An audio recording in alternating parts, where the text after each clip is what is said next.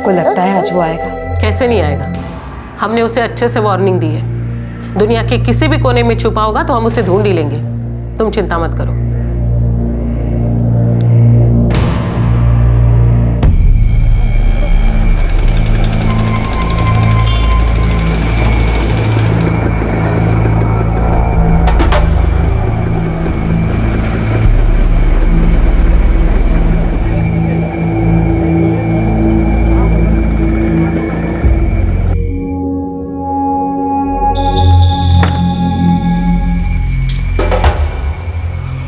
प्रणाली मैडम जी। नमस्ते, मैं गगनदेव।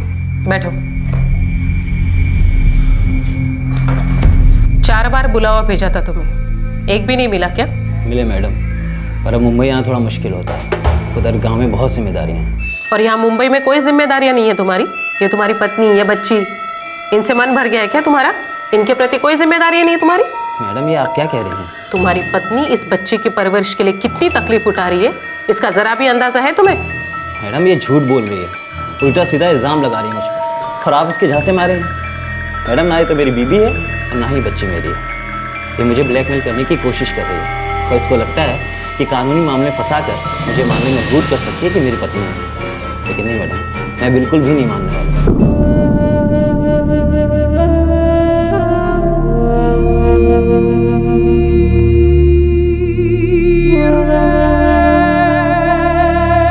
एक 29 साल की औरत दिल में तकलीफ और गोद में 1 साल की बच्ची लिए विमेन सेल में मदद के लिए आई।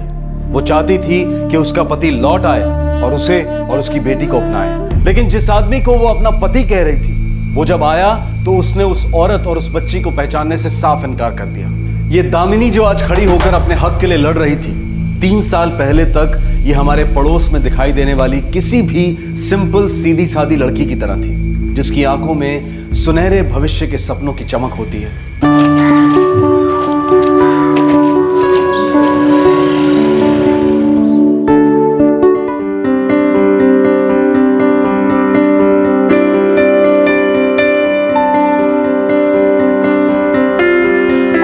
अच्छा पापा, मैं चलती हूँ, बहुत देर हो गई है। पापा मैं क्या कह रही थी कि किचन में मैंने खाना रख दिया, आप प्लीज गर्म करके खा लेना। ठीक है बेटा। ओके बाय पापा। बाय बेटा, अब ध्यान से जाना बेटा। ओके पापा।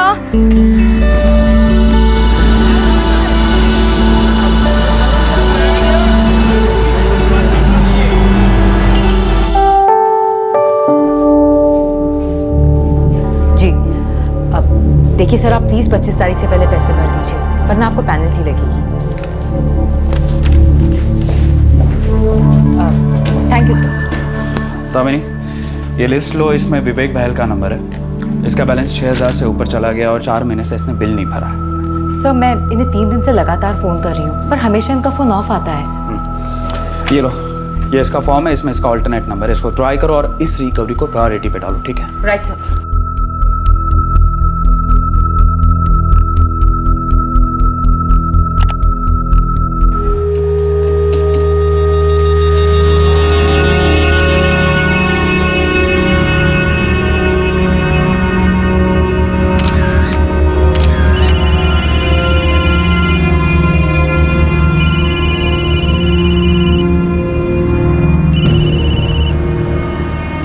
हेलो।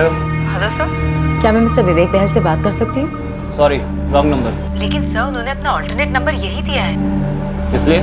देखिए सर, मिस्टर विवेक बहल ने पिछले 3 महीनों से अपना बिल नहीं भरा है। देखिए मैं किसी विवेक बहल को नहीं जानता। लेकिन सर उन्होंने अपना ऑल्टरनेट नंबर यही दिया है। ये नंबर मैंने पिछले महीने लिया है, इसलिए मुझे कुछ नहीं पता। काम में मन नहीं लगता ना तेरा?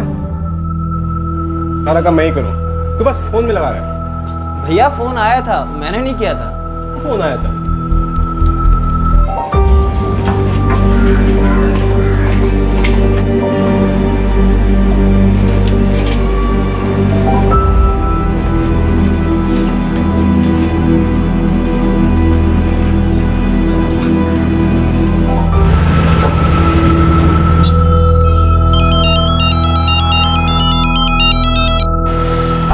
Good evening sir. दामिनी वो कस्टमर विवेक बहल को फॉलो अप किया? जी सर मैंने किया था। सर वो जो ऑल्टरनेट नंबर है ना, वो किसी और का लॉट हो गया है। झूठ बोल रहा होगा दामिनी। अगर पैसे रिकवर नहीं हुए तो सारे पैसे हमें भरने पड़ेंगे और अमाउंट बहुत बड़ा है। कोई बात नहीं, तुम फॉलो अप करते रहना, केस को छोड़ना मत, ओके?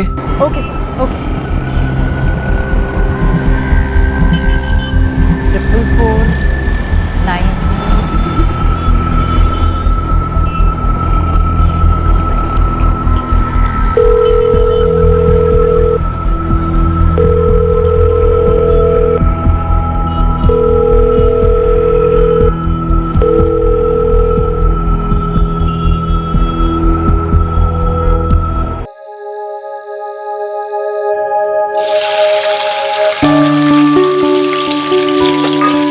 ये ले बेटा।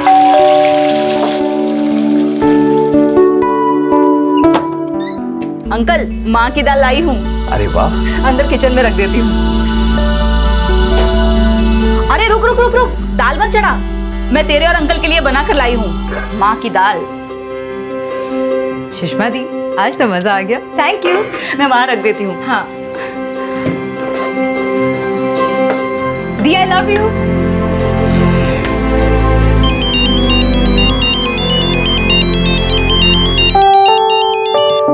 हेलो, कौन बोल रही हैं? आपने फोन किया है? जी वो आपके नंबर से मिस कॉल था। आप कौन बोल रहे हैं? जी मैं गगन। जी मैंने तो नहीं किया। वैसे आप कौन बोल रही हैं? सॉरी, मैंने कहा ना मैंने कोई फोन नहीं किया।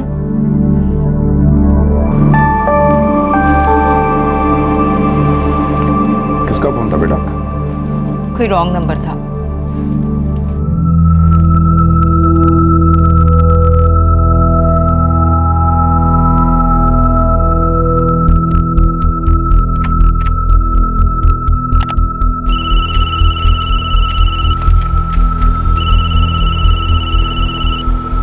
हेलो। हेलो सर, क्या मैं मिस्टर विवेक? अरे मैडम, मैंने आपसे कल भी बोला था कि ये किसी विवेक बहल का नंबर नहीं है और ना ही मैं उसको जानता हूँ। सर लेकिन उन्होंने अपना ऑल्टरनेट नंबर यही दिया है। एक मिनट, एक बात बताइए, कल आपने मुझे किसी दूसरे नंबर से कॉल किया था? सर मैं समझी नहीं आप क्या कह रहे हैं। कल आपका मिस कॉल आया था, मैंने पलट के फ़ोन किया तो आपने कहा कि आपने फ़ोन ही नहीं किया। मैं गगन, याद आया आपको? मिस्टर गगन, क्या मुझे आपका एड्रेस मिल सकता है? आप किस लिए मिलना चाहते हैं? देखिए मिस्टर गगन, हमारा मिस्टर विवेक बहल पे काफ़ी अमाउंट आउटस्टैंडिंग है और उन्होंने अपना ऑल्टरनेट नंबर यही दिया है। अब क्रॉस चेक तो करना ही होगा ना। आप आएंगी क्रॉस चेक करने? सर आप अपना एड्रेस देंगे? लिख लीजिए। मैं कम इन सर? कमेंट। सर वो जो मिस्टर विवेक बहल का ऑल्टरनेट नंबर था वो अब किसी गगन देव को अलॉट हो गया। वो फोटो स्टूडियो चलाता है। सर वो बता रहा था कि वो किसी विवेक बहल को नहीं जानता और उसने ये नंबर 1 महीने पहले ही लिया है। ओके, विवेक बहल के एड्रेस पे किसी ने विजिट किया? सर मैंने राकेश से कहा था, वो बता रहा था कि विवेक बहल वहाँ पे किराएदार था जो भी छोड़कर जा चुका है। ठीक है, किसी को गगन के पास भेजो, स्टूडियो पे। Right sir. Yes sir. Rakesh को बोलो मैं बुला रहा हूँ। सर राकेश जी तो 2 दिन से छुट्टी पर है। अरे यार, ये रिकवरी ने मुझे परेशान कर दिया है। दामिनी तुम खुद जाओ और देखो चक्कर क्या है। मुझे इस रिकवरी को एंड करना ही करना है। Okay sir.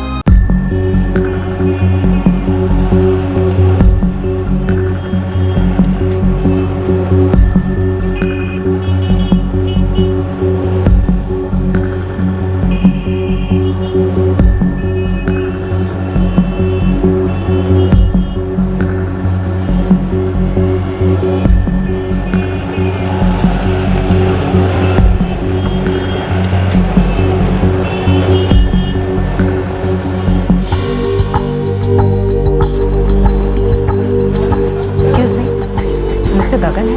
आप कौन? दामिनी। अच्छा अच्छा अच्छा अच्छा, आप ही रिकवरी सेंटर से आई हैं? आप मिस्टर गगन हैं? जी। देखिए सर, मिस्टर विवेक बहल ने अपना ऑल्टरनेट नंबर यही दिया है, ये देखिए। माना।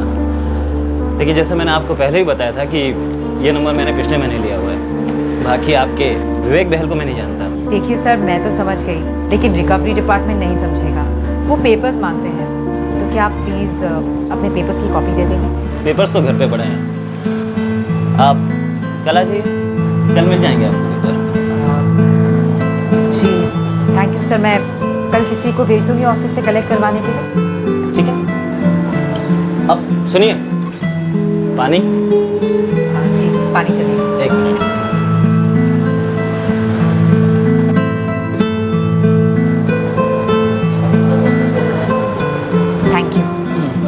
चाय? नो थैंक्स, पेपर्स कल पक्का मिल जाएंगे। पक्का। Thank you.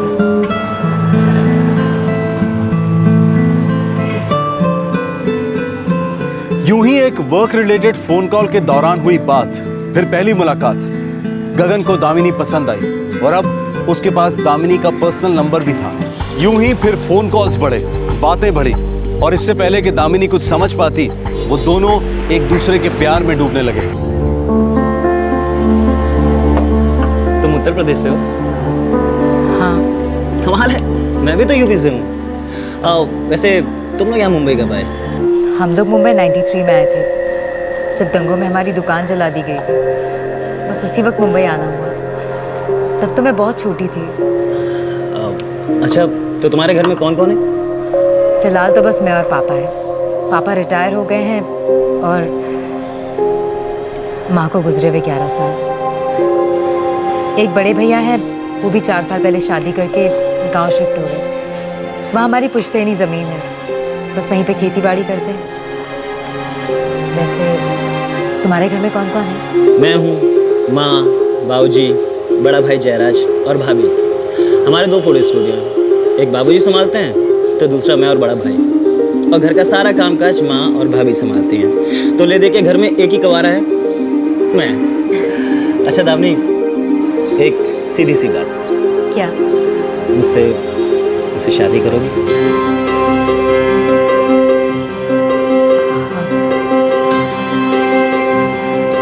क्या तुमने इस बारे में अपनी मम्मी पापा से बात की है?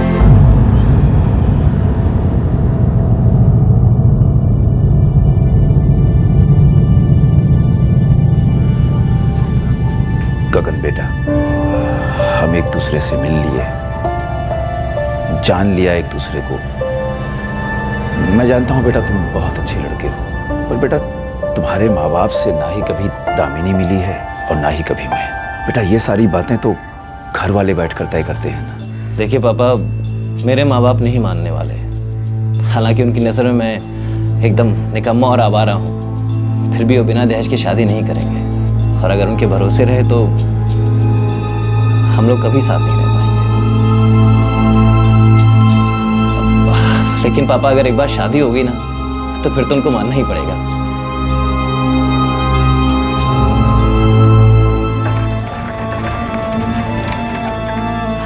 पापा, भैया, तो क्या शादी के बाद तुम लोग यहीं रहने वाले हो? हाँ, मैं वैसे भी पापा को अकेले नहीं छोड़ना चाहती थी। लेकिन उसके घर वाले मान जाएंगे? मैं गगन के भैया भाभी से मिली हूँ, उन्हें सब पता है।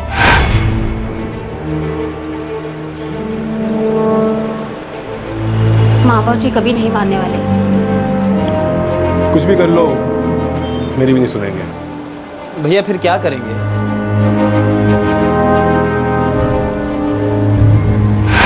गगन के भैया भाभी को मंजूर है, लेकिन उन्हें लगता है कि शायद माँ बाबूजी नहीं मानेंगे।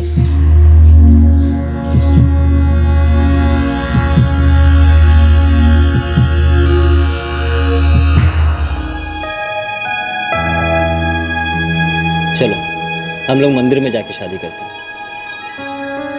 क्या हुआ अगर मेरे माँ बाबूजी का आशीर्वाद नहीं, तुम्हारे पापा का आशीर्वाद तो साथ में है। और वैसे भी आज नहीं तो कल मेरे माँ बाबूजी भी मान जाएंगे।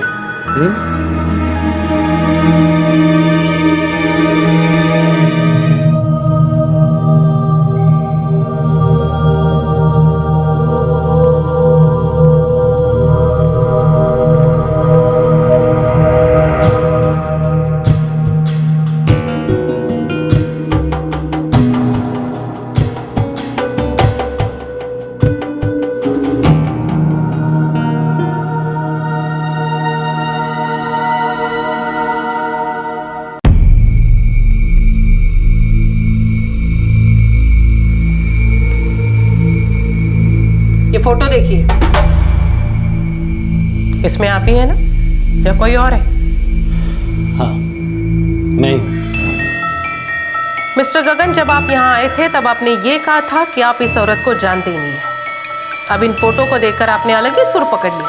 कहाँ से आए इतने सारे फोटो? झूठ बोल रहा है ये, धोखा दिया है इसने। देखिए जो सच है मैंने बता दिया। मिस्टर गगन, ज्यादा उछलने की जरूरत नहीं है। यहाँ किसी और की नहीं बल्कि आपकी पत्नी और आपकी बच्ची की जिम्मेदारी उठाने की बात चल रही है। बच्ची आपकी नहीं है ना? डीएनए टेस्ट करवाओ।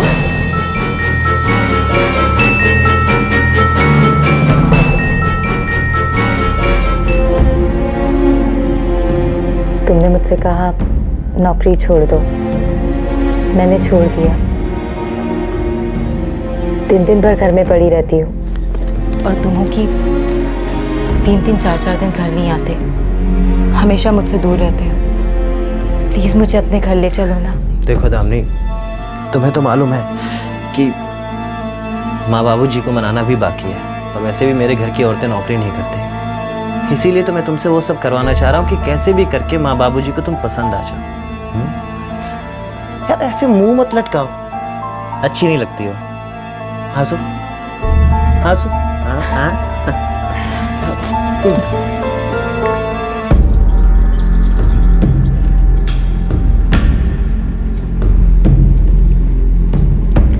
बस बस बहू।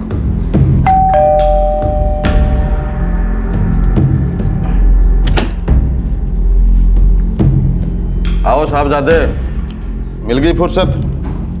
क्या बात है, कई कई दिनों तक शक्ल नजर नहीं आती तुम्हारी? नहीं बाबूजी, वो ज़रा काम में फंस गया था। क्या काम करते हो? हैं? जयराज तो बोलता है कि सारे दिन स्टूडियो में झक मारते हो। काम करते हो बाबूजी। गगन, किधर जा रहे हो? चलो बैठो, नाश्ता कर लो। नहीं माँ, भूख नहीं है, बाद में खा लूँगा। इसकी शादी कर दो, तभी ये खूंटे से बंधेगा, वरना सारे जीवन ऐसे भटकता फिरेगा ये। हम कही देते हैं। ठीक कह रहे हैं आप। यूपी से लौटते ही इसके हाथ पीले कर देते हैं। बाबूजी, कल दोपहर 3 बजे की ट्रेन है, 1 बजे घर से निकल जाएंगे। ठीक है जयराज जी। तो दोनों स्टूडियो संभाल तो लेगा ना? अरे बाबूजी, आप निश्चिंत रहिए।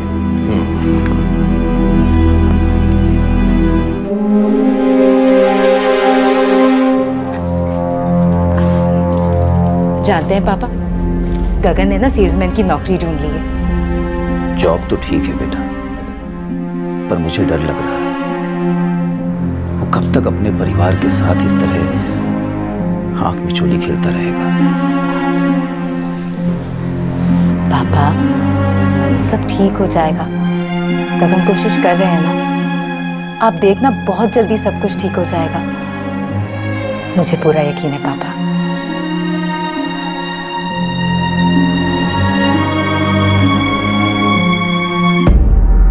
खुश रहो बहू। सुनो गगन। जी बाबूजी। जयराज का काम में हाथ बटाना और दिन भर जो है ना आवारागर्दी मत करना। जी।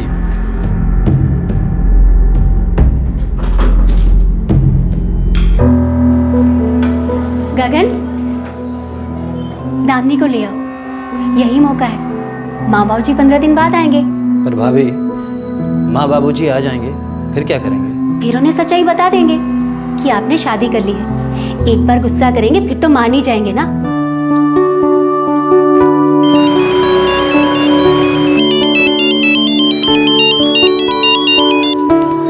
हेलो दामिनी, मैं सीमा बोल रही हूँ। भाभी नमस्ते। तू एक काम कर, जल्दी से अपना सामान पैक कर ले। भाभी, क्या बाबूजी और माँ जी मान गए हैं? तू बस आ जा, गगन 10 मिनट में निकल रहा है तुझे लेने।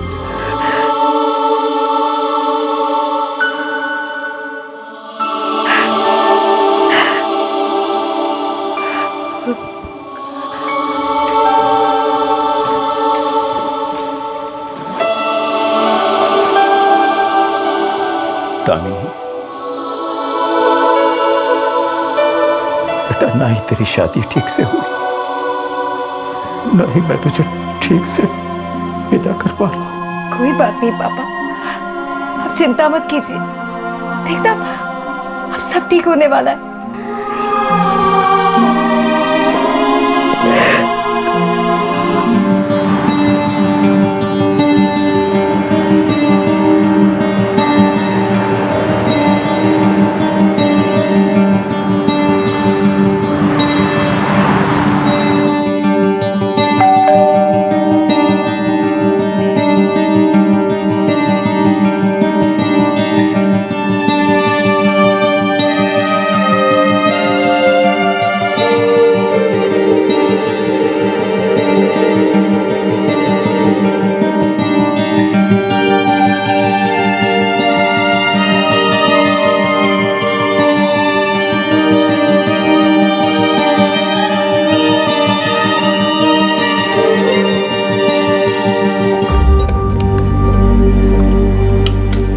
अच्छा क्या सीमा जो तुम दामनी को लेके आ गई।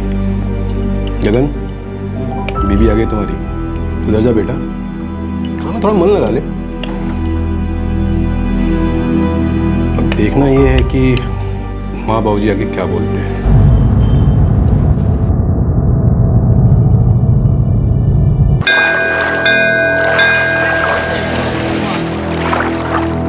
महेश, जी भाई साहब। गगन के लिए एक लड़की है जी, इकलौती है, अच्छा पैसे वाला परिवार है। तो बात चलाओ ना भाई साहब। वैसे उसकी उम्र शादी लायक हो गई, शायद शादी के बाद वो लाइन पे आ जाए। 10 लाख रुपए कैश देंगे, 30-35 तोला सोना और भी बहुत कुछ देंगे। इकलौती लड़की है ना आखिर। इकलौती है, फिर और किसको देंगे? भाई साहब आप तो बस बात चलाइए।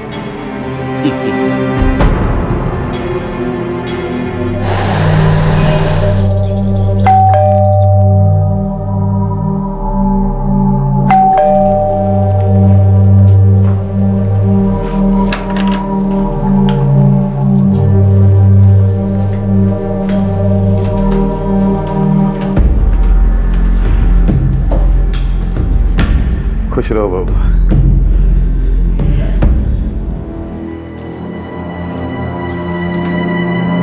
खुश रहो, खुश रहो। ये कौन है? माँ बाबूजी, ये दामिनी है। दामिनी तो ठीक है, पर ये है कौन? माँ जी, बाबूजी, गगन ने शादी कर ली है। ये आपकी बहू दामिनी है।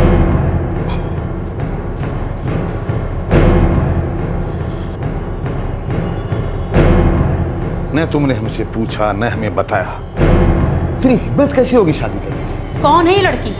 कुछ पता है इसके खानदान का? और कब किया तुमने झूठी शादी का नाटक? अक्टूबर में की शादी। यानी 1 महीने से नोटंकी चल रही थी। तुम लोग हमारी पीठ पीछे ये कुकर्म कर रहे थे।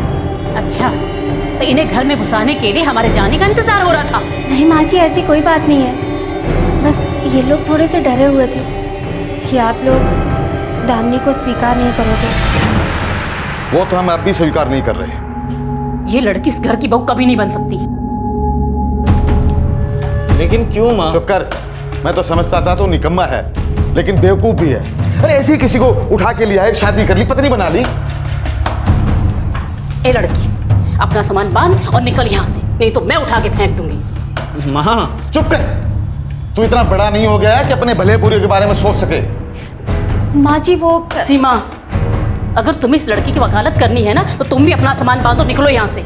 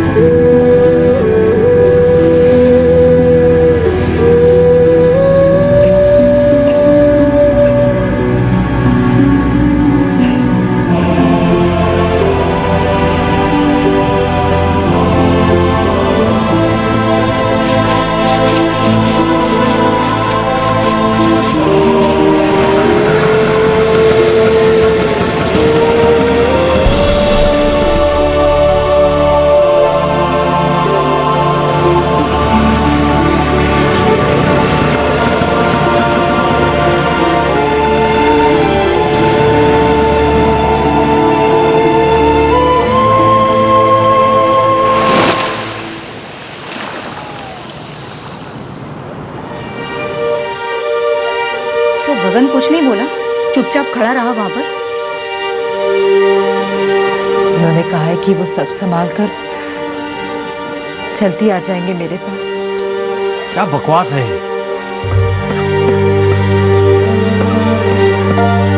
पापा, क्या हुआ पापा? पापा आप क्यों रो रहे हैं? पापा सब ठीक हो जाएगा।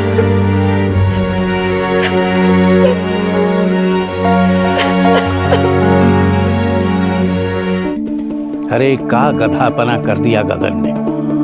बड़ा बेवकूफ निकला हमारा लड़का। लड़की ने बहलाया फुसलाया होगा। तुम एक काम करो, गगन को कहो कि ताऊ जी ने जो लड़की देखी है वो बहुत अच्छी है, बहुत कुछ लेकर आई।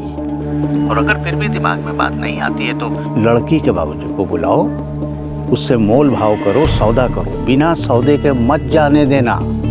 अरे हमारा लड़का जो है वो कोई रद्दी नहीं है कि ऐसा ही फेंक दे, समझ गए ना? आप ठीक कह रहे हैं भाई साहब। माँ, वो अच्छी लड़की है, तभी मैंने शादी की। उस बेचारे की माँ मर चुकी है, बाप रिटायर हो चुके हैं, थोड़े गरीब जरूर हैं। तो क्या करें, हमने धर्मशाला खोल रखी है। अरे बेटा, तुझे तो अपने भविष्य की परवाह नहीं है। अगर वो खाली हाथ चली आई, कुछ नहीं लाई, तो क्या खाक करेगा जीवन में? हाँ? गगन, उसके बाप से बोल एक बार मुझसे आकर मिले। ये क्या कह रहे हैं आप? इसमें हर्ज क्या पुष्पा, एक बार मिल लेते हैं ना।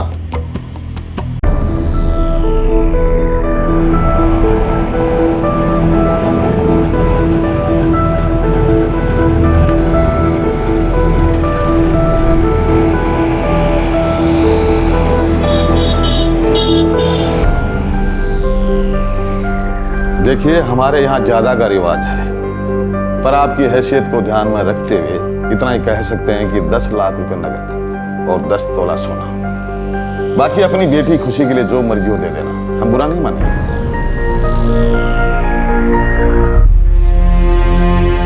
मैं पेंशन पर जी रहा हूँ, एक गवर्नमेंट फैक्ट्री में काम करता था। मेरी तो इतनी हैसियत भी नहीं है, समझी जी। अभी बात पक्की नहीं हुई और आप रिश्ते गांठने लग गए। पहले सारी व्यवस्था कर लो, फिर अपनी बेटी को भेज देना और मुझे समझी बोल देना। अभी आप माफ कीजिएगा। माँ जी, भाऊजी, हम दोनों ने एक दूसरे को दिल से माना है, प्यार किया है, शादी की है। केवल जब बड़े लोग बात कर रहे हो तो बीच में चपड़ चपड़ नहीं करते। ये शादी हमने नहीं करवाई, तुमने खुद की है। और वैसे भी इस शादी का कोई मतलब नहीं। हमारे यहाँ शादी बड़े धूमधाम से की जाती है, पूरे खानदान रिश्तेदारों को बुलाया जाता है। एक शानदार रिसेप्शन दो और जितना कहा गया है कम से कम उतना लेकर आओ, फिर कर लेना अपनी मुँह दिखाई।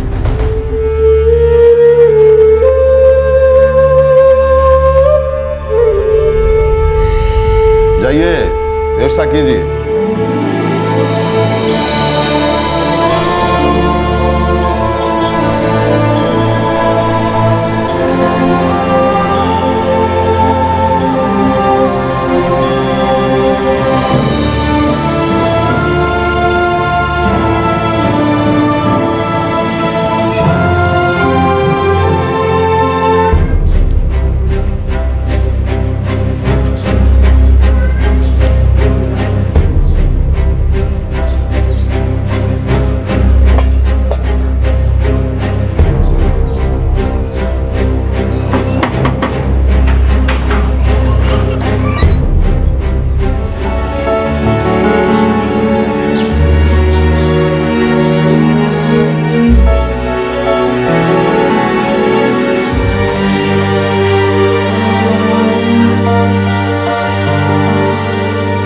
पापा, मैं घर छोड़ आया हूँ। अब मैं यहीं आप लोगों के साथ रहूँगा। बेटा, ये इतना आसान नहीं है, खास करके एक लड़की के लिए तो बिल्कुल ही नहीं। इसे ससुराल वाले जब तक अपना नहीं लेते तब तक मुश्किल ही है बेटा, कुछ आसान नहीं है। पापा, मैं मना लूँगा, वो मेरे माँ बाप हैं, जानता हूँ उन्हें। हाँ, थोड़ा टाइम लगेगा पर वो लोग मान जाएंगे।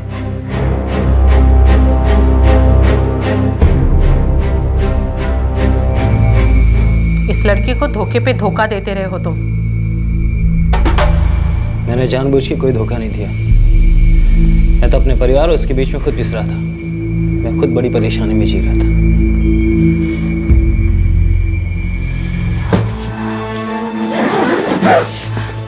वापस कब आओगे? माँ की तबीयत ठीक हो जाए मैं आ जाऊंगा। अच्छा पापा, मैं चलता हूँ। बेटा, कोशिश करना कि तुम्हारे माँ बाप मान जाएं।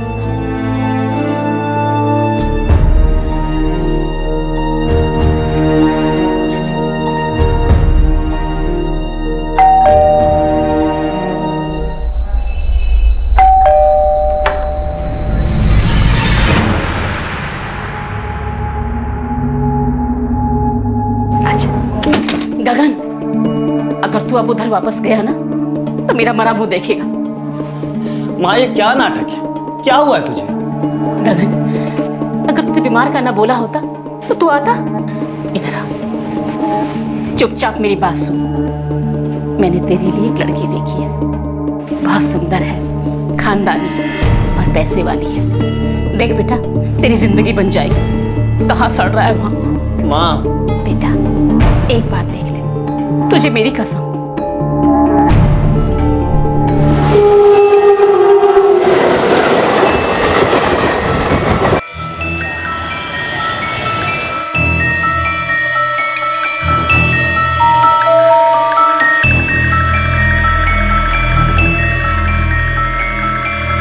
हम कह रहे हैं हमें तो वैशाली पसंद है। आप हाँ करें तो बात आगे बढ़े।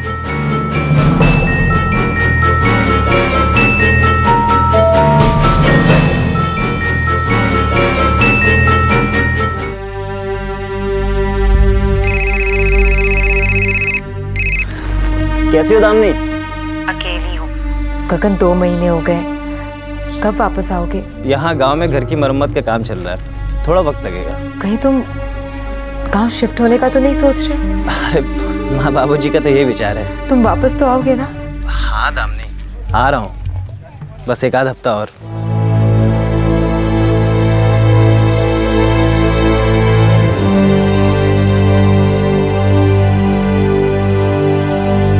गगन दामिनी के पास लौटा, लेकिन थोड़े से वक्त के लिए, और अगले 6 महीने तक वो आता जाता रहा। अगस्त 2010 में दामिनी प्रेग्नेंट हो गई।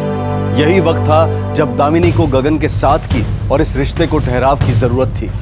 लेकिन गगन अब भी टालमटोल जवाब ही देता रहा कि कब उसके माता पिता दामिनी को बहू के रूप में स्वीकार करेंगे। पहला बच्चा है? जी। ठीक है, अपना ध्यान रखना। जो विटामिन मैं लिख रही हूँ उन्हें टाइम पे ले लेना, और अगले महीने चेकअप के लिए आ जाना। जी।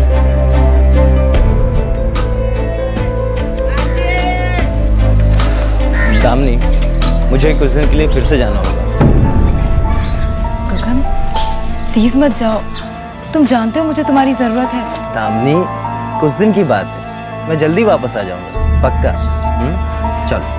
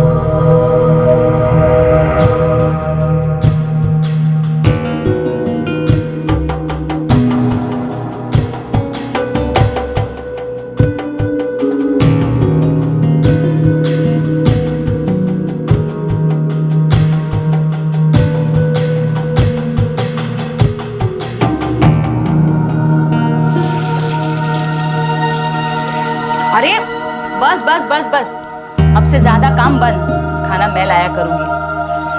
अब तुझे इसका ख्याल रखना है। अब 1 नहीं 2 है तू, समझी?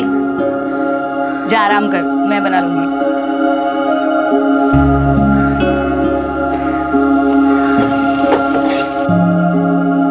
आज मैंने उसे पहली बार महसूस किया है। जानते हैं गगन, उसने लात मारी।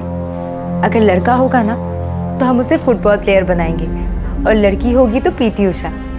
दामिनी, सुनकर बहुत अच्छा लग रहा है।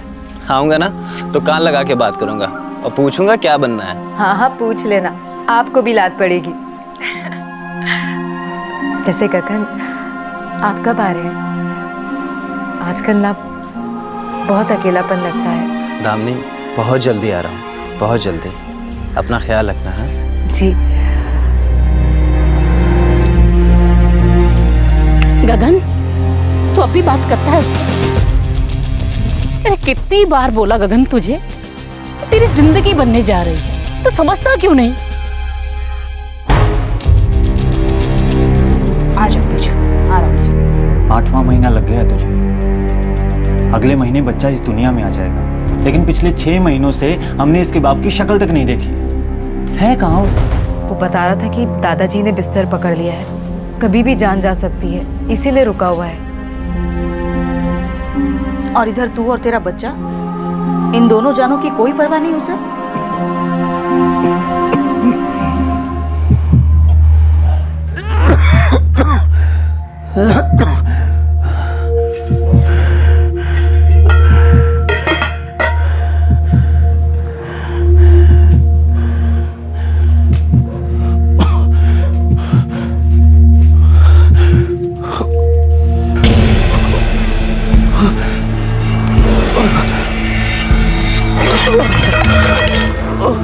पापा पापा पापा पापा क्या हुआ पापा?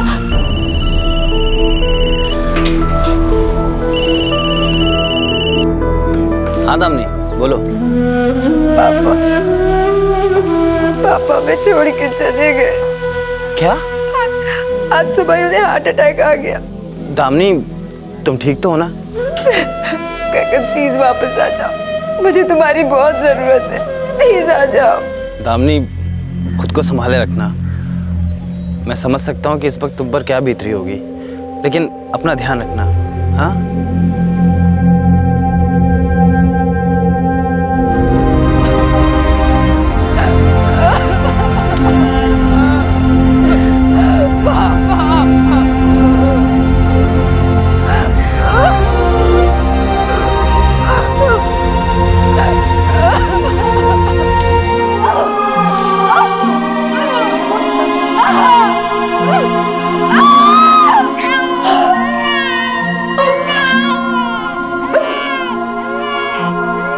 मुबारक हो दामिनी, एक सुंदर सी बेटी हुई है।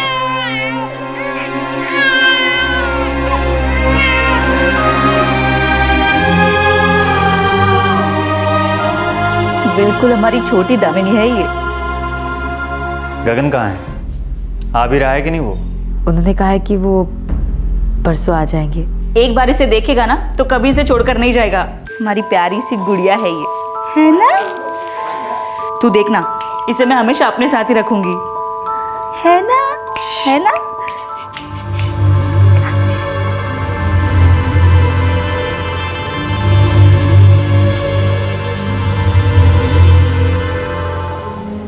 अब तुम कहोगे कि बिल्कुल तुम पे गई है। वो तो है।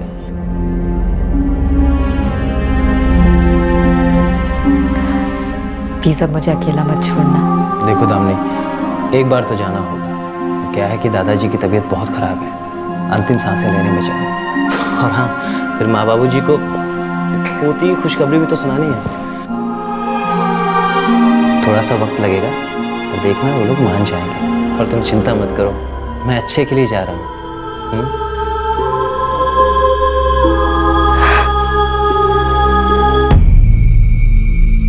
अच्छे के लिए जा रहा हूं कहकर गया था, फिर 6 महीने तक मुंह नहीं दिखाया।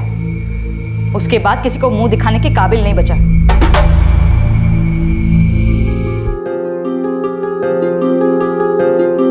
देख दामिनी, तू अपना ये थैंक यू बंद करा। महक हमारी भी बेटी है ना? है ना? और कब आ रहा है वो गगन? उसको बोल कि तुरंत आए। अब पानी सर के ऊपर जा रहा है। इस बार मैं और शाम बात करेंगे उससे।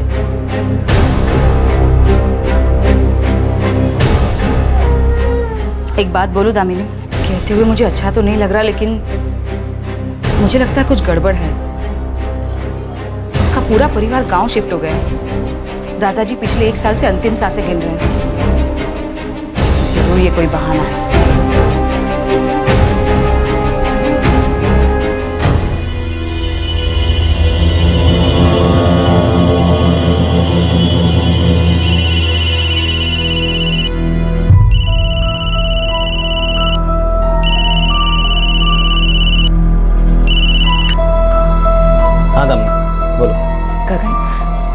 कैसे हो?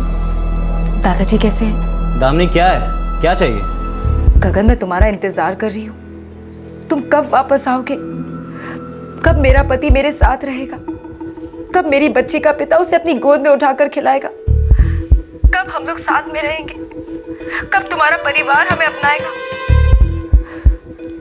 तो मुझे ऐसा लगने लगा है कि कहीं तुम खुद ही तो मैं अपनाना नहीं चाहते। हेलो गगन, तुम सुन रहे हो ना? देखो दामिनी, मुझे लगता है कि हमारे बीच में कुछ भी नहीं बचा है। कुछ नहीं बचा? गगन, तुम ये क्या कह रहे हो? क्या मतलब है तुम्हारा? देखो दामिनी, मैं चाहता हूँ कि तुम अपनी जिंदगी नए सिरे से शुरू करो, और वैसे भी ये डबल जिंदगी मैं और नहीं जीना चाहता। डबल जिंदगी? क्या मतलब? सीधी सी बात है दामिनी, मेरा परिवार तुम्हें कभी नहीं अपनाएगा, इसलिए कहता हूँ कि कोई मिले तो सेटल हो जाओ। कैसी बातें कर रहे हो तुम? तुम मेरे पति हो, मेरी बच्ची के पिता हो। गगन,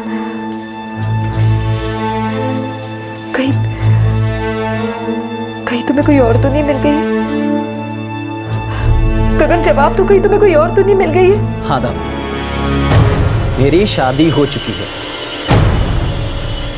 क्या? हाँ, मेरी शादी हो चुकी है, मेरी फैमिली है, इसलिए कहता हूँ कि मुझे भूल जाओ और नए सिरे से अपना घर बसा लो। गगन, तुम मजाक कर रहे हो ना? मैं सच बोल रहा हूँ। तुमने कब शादी कर ली? कहाँ? यही गांव में, इसी साल 21 मई को। आप समझी मेरी बात? मतलब कि हमारी बेटी के पैदा होने के 1 हफ्ते बाद ही तुमने शादी कर ली? तुम ऐसा कैसे कर सकते हो? तुम तो मुझसे बोल के गए थे कि तुम मामा जी को बेटी की खुशखबरी देने जा रहे। देखो दामिनी, जो होना था सो हो गया, अब उस पर रोके कुछ नहीं मिलने वाला, इसलिए कहता हूँ कि अब तुम भी अपनी एक नई जिंदगी शुरू करो। जी खाना लग गया है, माँ जी बुला रही है। आता हूँ। दामिनी की लड़ाई आसान नहीं थी। गगन अब शादीशुदा आदमी था जिसने 2 शादियां की थी। दामिनी को एक पत्नी का और एक माँ का हक चाहिए था, और उसे अपनी बेटी को उसके बाप से सारे हक दिलवाने थे, उस बाप से जो हक देने के लिए तैयार नहीं था। एक साधारण औरत की अपने हक की लड़ाई, दामिनी की लड़ाई एक विशाल रूप लेने जा रही थी।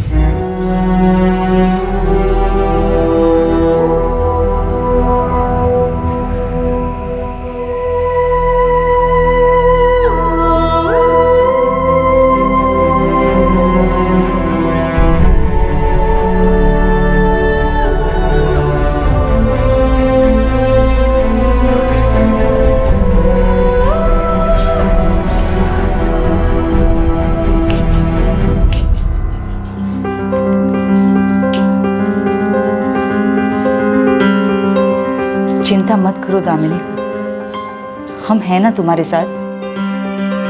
महक को देख, अभी 5 महीने की है, लेकिन अगर तू कमजोर हो जाएगी तो इसका असर सीधा उस पर पड़ेगा। महक को एक मजबूत माँ की जरूरत है। दामिनी, तू बता रही थी ना वो गगन की भाभी आजकल यहीं आई हुई है, चलकर बात करते हैं ना उससे, जाने तो सही बात क्या है। हो सकता है गगन अपने माँ बाप के दबाव के चलते झूठ बोल रहा हो।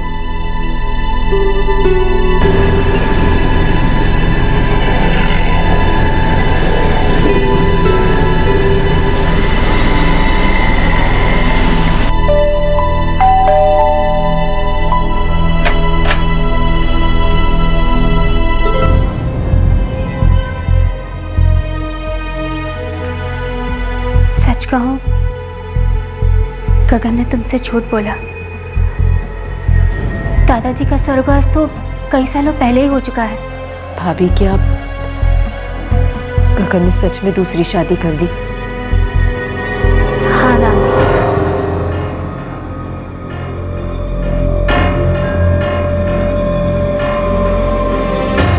क्या ये सब कुछ आपकी आंखों के सामने हुआ और आपने उसे रोकने की कोशिश नहीं की? मैं क्या करती दामी? माँ जी, बाबूजी, ताऊजी की बात के खिलाफ जाने की घर में किसी की हिम्मत नहीं होती। अगर कोई कुछ कर सकता था तो वो खुद गगन, लेकिन मुझे लगा वो भी बदल गया, दहेज के लालच में आ गया। वो कुछ नहीं बोला।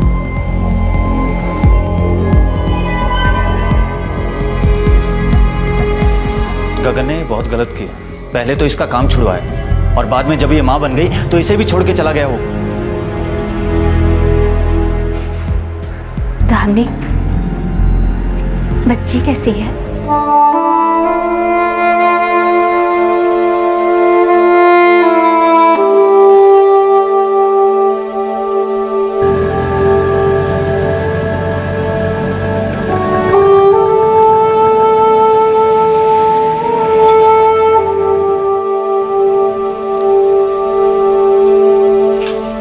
दामिनी, खाना तैयार है।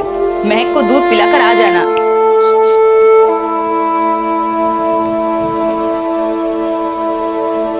दामिनी, मैं समझ सकती हूँ ये बहुत मुश्किल है, लेकिन कब तक ऐसे अंदर अंदर घुटती रहेगी? कुछ बोलेगी, बात करेगी, तभी तो मन हल्का होगा ना। और हम सब हैं तेरे साथ हमेशा।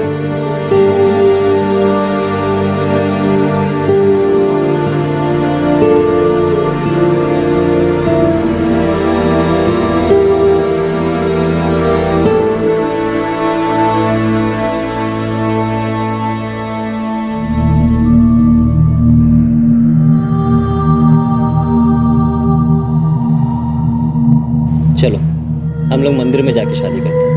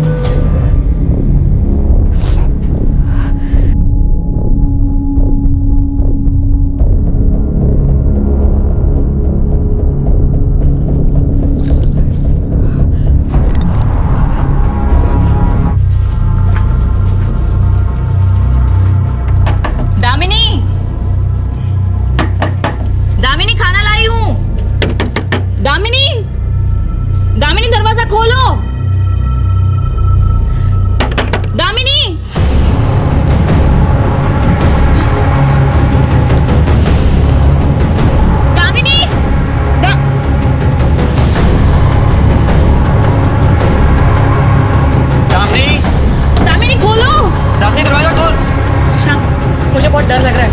वो बहुत परेशान थी। दामिनी दरवाजा खोल तू। दामिनी खोलो। दामिनी दरवाजा खोल।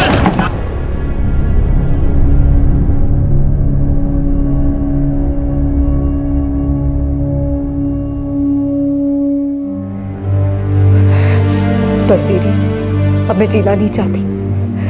मैं महक को भी अपने साथ ले जाऊंगी।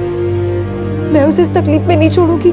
किसी आदमी ने तुमको धोखा दिया, बच्ची के साथ अकेला छोड़कर चला गया और तुमने सोचा कि बस अब जीने को कुछ नहीं बचा, चलो खत्म कर लेते हैं। दिमाग खराब हो गया क्या तेरा? अरे इसमें तेरी गलती नहीं है, महक की क्या गलती है? अगर गलती किसी की है ना तो उस गगन की है।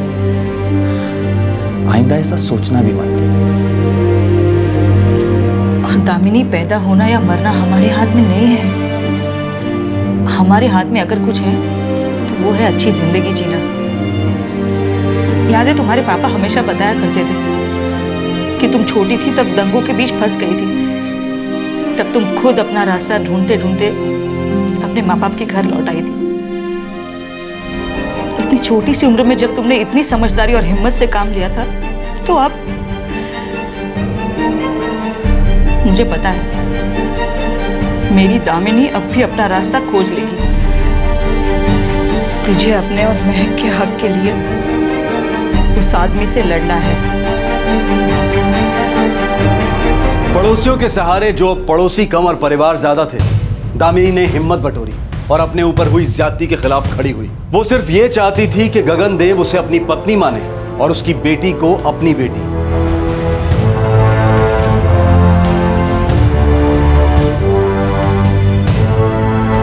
हम लोग शादी में मौजूद थे। मैम ये देखिए, मैरिज रजिस्ट्रार का इंटीमेशन लेटर और ये हमारे फोटोग्राफ्स। हमने अपनी शादी रजिस्टर कराने के लिए अप्लाई भी किया था, लेकिन कर नहीं पाए क्योंकि गगन के माँ बाप जी नहीं माने और फिर कोई ना कोई अड़चन आती रही। ठीक है, मैं इस गगन से बात करूंगी। वो इस वक्त यूपी में है ना, अपने गांव में? जी मैडम।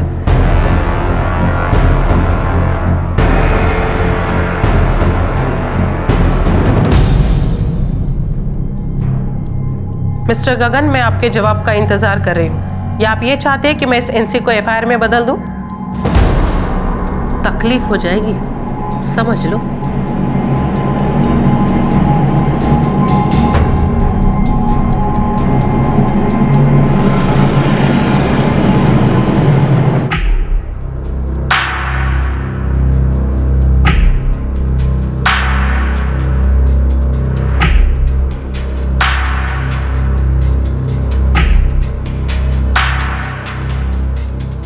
कर लिया तुमने जो करना था, मिल गई तसल्ली, भर गया पेट। अरे तुम्हारे पास सिर्फ यही एक तरीका था अपनी मांग पूरी करने के लिए। मैं कहीं का नहीं रहा, फंसा दिया तुमने मुझे। मैंने ऐसा क्या कर दिया गगन? हम दोनों एक दूसरे से प्यार करते थे ना। तुम अपनी पूरी जिंदगी मेरे साथ बिताना चाहते थे, तुम मुझसे शादी करना चाहते थे ना। हाँ, तो मेरे चाहने या ना चाहने का अब क्या? हालात मुझे कठपुतली की तरह नचा रहे हैं। इधर जाओ तो कुआं, उधर जाओ तो खाई। देख, मुझे जाने दे, सब कुछ खत्म करने दे। अगर मैं यहाँ रुक गया तो वैशाली का बाप मेरे खिलाफ एफआईआर लिखा देगा, इसलिए कहता हूँ जाने दे मुझे। तुम गए तो वापस नहीं आओगे। तुम्हारे कब आए थे जो अब आओगे? तुम्हें क्या लगता है कि तुम्हारे ऐसे रोकने से मैं तुम्हारा हो जाऊंगा? गगन, मैं तुमसे प्यार करती हूँ। मेरा नहीं तो अपनी बच्ची का तो सोचो। इसके लिए मुझे वहाँ की जिंदगी संभालनी होगी दाम। देख, मैं भी जिंदगी अच्छे से जीना चाहता हूँ। मैं चाहूंगा अपने घर वालों को और वैशाली को अपने फैसले के बारे में साफ साफ बता दूंगा और सब कुछ शांति से खत्म करके। देखो दाम, पुराना जब तक खत्म नहीं होगा, नए की शुरुआत कैसे होगी? और वैसे भी तुम ये बात पुलिस तक पहुंचा चुकी हो, मैं कहाँ भाग के जा सकता हूँ? इसीलिए डरो मत, जो बाकी बचा है उसे मुझे खत्म करके आने दो।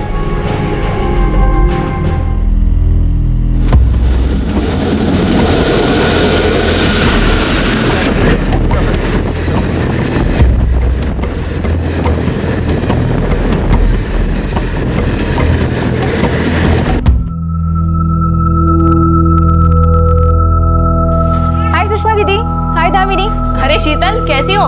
मस्त। अरे मैं अभी तक सोया नहीं बच्चा। शीतल, खाना बना के रखा है, भिजवा दूं? नहीं दीदी, फ्रेंड्स के साथ खाकर आई हूँ। अच्छा दामी, चलती हूँ। हद है, तूने फिर से उस पर भरोसा किया। तुझे उसे वापस जाने नहीं देना चाहिए था। दीदी, मैं उन्हें पकड़ के तो नहीं रख सकती ना। उन्होंने मुझसे प्रॉमिस किया है कि वो जल्दी वापस आएंगे। हाँ, ये सही है, वो प्रॉमिस पक्का रखेगा। उसे तो प्रॉमिस रखने के कई अवार्ड जो मिल चुके हैं ना। इस बार अगर वापस नहीं आया ना तो सीधा पुलिस कंप्लेंट कर देना।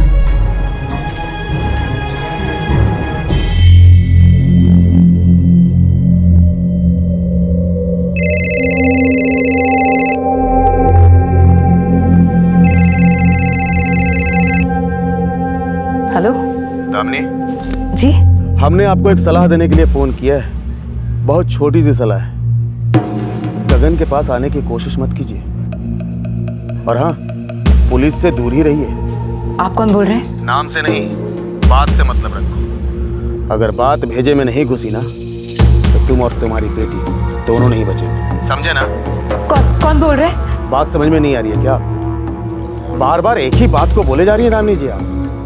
हमने सोचा था कि जबान से काम चल जाए, चाकू निकालने की जरूरत नहीं पड़ेगी। आपके फायदे के लिए कह रहे हैं, गगन से दूर रहिए, नहीं तो हमें आपको और आपकी बेटी को रास्ते से हटाना पड़ेगा। हेलो हेलो,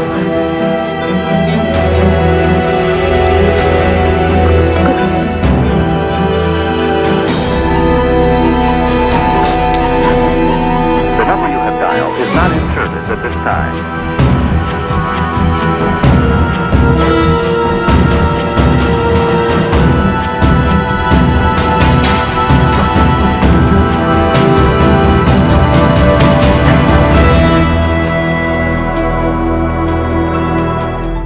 मैम, मैंने गगन के फ़ोन पे कई बार नंबर ट्राई किया, लेकिन फ़ोन ऑफ आ रहा है। मुझे लगता है उसने अपना नंबर कटवा दिया। मैडम, जिस नंबर से धमकी आई थी वो यूपी का नंबर है। दामिनी, मैं तुम्हारे एनसी को एफआईआर में कन्वर्ट करें, लेकिन इसके आगे की कार्रवाई लोकल पुलिस स्टेशन ही करेगा। जिसके एरिया में केस पड़ता है वही इसे आगे देखेगा। मैं अभी तुम्हारी फाइल वहां भिजवा देती हूँ, तुम्हें वहां जाना पड़ेगा। जी।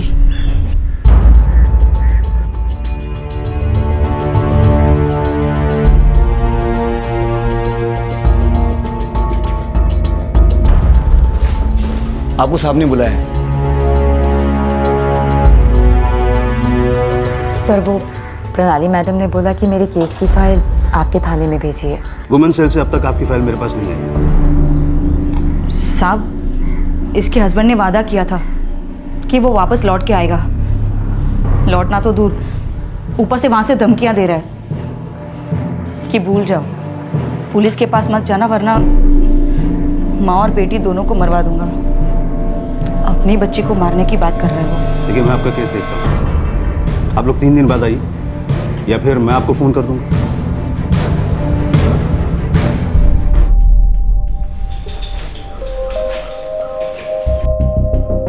अब मैं क्या कहूँ, आप लोगों की फाइल तो अब तक नहीं आई।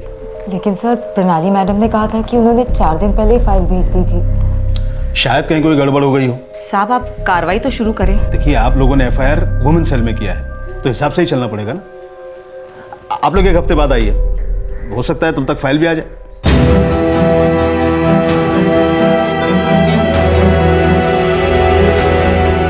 मुझे तो लगता है आप लोग को एक बार फिर से वुमेन सेल जाकर पता करना चाहिए कि फाइल वहाँ से निकली भी है या नहीं, और अगर उनके हिसाब से फाइल हाथों हाथ भेज दी गई थी तो इतना टाइम नहीं लगना चाहिए। पुलिस स्टेशन इतना दूर भी नहीं है। हाँ, शीतल सही कह रही है, हमें प्रणाली मैडम से फिर से जाकर मिलना चाहिए। अरे क्या बोल रही हो तुम लोग? मैंने तो उसी दिन एफआईआर बना के भेज दी थी। आरती, इनके फाइल का क्या हुआ? मैडम, मैंने तो उसी दिन डिस्पैच कर दी थी, वहाँ थाने में रिसीव भी हो गई है। किसने रिसीव की थी? जी, कांस्टेबल गायकवाड़ ने। ठीक है, तुम जाओ। जी।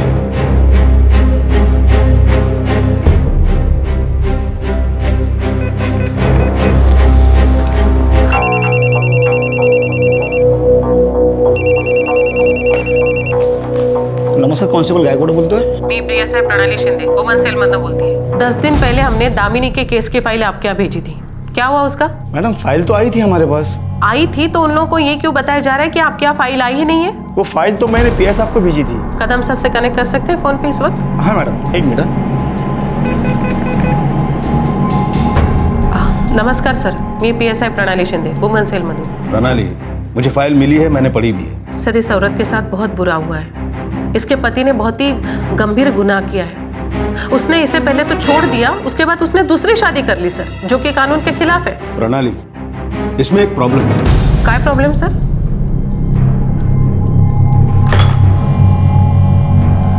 क्या कहा उन्होंने? उन्होंने तुम्हें अभी बुलाया है इसी वक्त। लेकिन उन्होंने हमें ऐसा क्यों कहा कि फाइल मिली नहीं?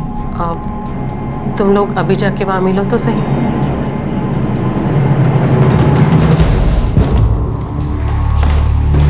अब अंदर जाइए। फोटोग्राफ्स के आधार पर आप ये दावा कर रही हैं कि आपकी शादी हो चुकी है? जी सर। और शादी के सबूत के तौर पर मैरिज रजिस्ट्रार का ये इंटीमेशन लेटर? जी सर। इसके अलावा कानूनी ऐसी कोई चीज नहीं जिससे ये साबित हो सके कि आपकी शादी हुई है? साहब का क्या मतलब है, मैं समझी नहीं। देखिए, जब आपके पास कानूनन कोई सबूत ही नहीं है तो हम आगे की कार्रवाई कैसे कर सकते हैं? ये इंटीमेशन लेटर कोई मैरिज का रजिस्ट्रेशन सर्टिफिकेट नहीं है, इसलिए आपकी शादी नहीं मानी जाएगी। और जहां तक ये फोटोग्राफ्स का सवाल है, ये आपकी शादी के नहीं है। आप दोनों के साथ में जो भी फोटोग्राफ्स हैं, इससे ये साबित नहीं होता कि गगन आपका पति है। लेकिन सर, वहाँ विमेन सेल में प्रणाली मैडम के सामने उसने कबूल किया है कि दामिनी उसकी पत्नी है। जी सर, और प्रेगनेंसी के वक्त मैं जब भी क्लिनिक जाती थी वो हमेशा मेरे साथ होते थे। वहाँ के डॉक्टर्स भी उन्हें जानते हैं। मैडम, ये कोई सबूत नहीं है। पर क्लिनिक में तो आपके साथ कोई भी जा सकता है, जरूरी नहीं है कि वो आपका पति हो। देखिए मैडम, मैं आपको झूठा दिलासा नहीं देना चाहता, इसलिए पिछली बार भी आप लोगों को नहीं बताया था। लेकिन हमने केस को फॉलो किया है, उस गगन को भी यहाँ बुलाया था। और देखिए, वो हमें ये देकर गया है। ये लेटर आप ही का लिखा हुआ है, नीचे आपकी सिग्नेचर है, मई 2011।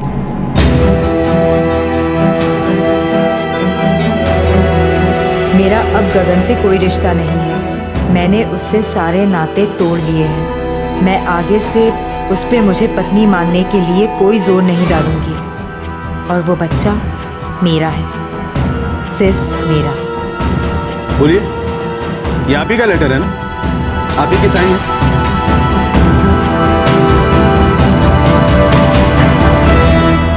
दामिनी, ये तूने लिखा है?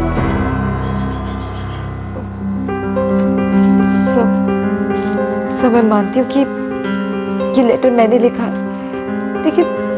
लेकिन उस दिन कोई और कारण था। उन्होंने मुझसे कुछ और कहा था।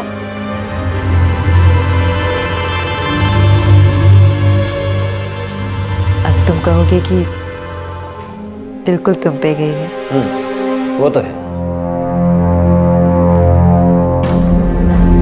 प्लीज अब मुझे अकेला मत छोड़ना। देखो दामिनी, एक बार तो जाना होगा। वो क्या है कि दादाजी की तबीयत बहुत ख़राब है, अंतिम सांसें ले रहे हैं बेचारे। और हाँ, फिर माँ बाबू जी को पोती खुशखबरी भी तो सुनानी है। थोड़ा सा वक्त लगेगा, पर देखना वो लोग मान जाएंगे। पता नहीं वो दिन कब आएगा। गगन, मैं उसके इंतजार में उससे पहले के सारे दिनों की खुशियाँ खोना नहीं चाहती। वो दिन जल्दी आएगा। हमारी बेटी हमारे लिए खुशियाँ लाई है। बस तुम जरा सी हेल्प कर दो तो वो दिन जल्दी आ जाएगा। बोलो ना गगन, मैं कुछ भी कर सकती हूँ। माँ बाबूजी मुझे तुम्हारे चक्कर में मुंबई नहीं आने देते। उन्हें लगता है कि मैं तुम्हारे पास गया तो लौटूंगा नहीं। मुझे ब्लैकमेल करते रहते हैं, मरने होने की बातें करते हैं। बेटा होना उनका भावनाओं में बह जाता हूँ। तो तुम बताओ मैं क्या करूँ? दामिनी, कुछ ऐसा करते हैं कि उन्हें लगे कि तुम मुझे अब नहीं चाहती हो। और मैं मुंबई यहाँ तुमसे मिलने के लिए नहीं, अपने काम से जा रहा हूँ, अपना करियर बनाने के लिए जा रहा हूँ। और वैसे भी अब हमारी बेटी हो गई है। देखना, देर सवेर वो लोग मान ही जाएंगे। गगन, तुम वापस आ जाओ, मुझे और क्या चाहिए? मेरा अब गगन से कोई रिश्ता नहीं है। मैंने उससे सारे नाते रिश्ते तोड़ लिए हैं। और मैं अब से उस पे मुझे अपना पति मानने के लिए कोई जोर नहीं डालूंगी। और ये बच्चा सिर्फ मेरा है।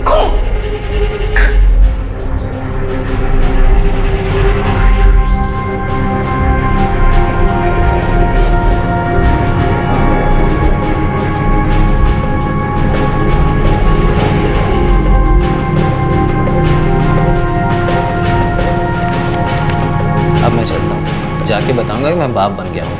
देखना वो लोग ज़रूर मान जाएंगे। तुम चिंता मत करो, मैं अच्छे के लिए जा रहा हूँ। और अगर नहीं माने ना तो ये लेटर दिखाऊंगा, तब वो लोग ज़रूर आने देंगे 100%। अपना ख्याल रखना।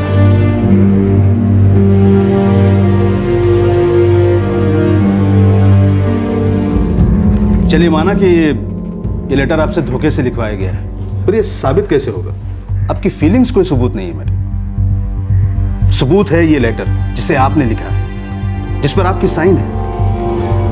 और यही लेटर आपके खिलाफ जा रहा है। देखिए मैडम, अब आपको यही बोल सकता हूं कि गगन पर कानूनन कोई केस नहीं बनता। कानून की नजर में आप अब भी कुंवारी मानी जाएंगी। अब आप ही बोलिए कि मैं केस क्या बनाऊं?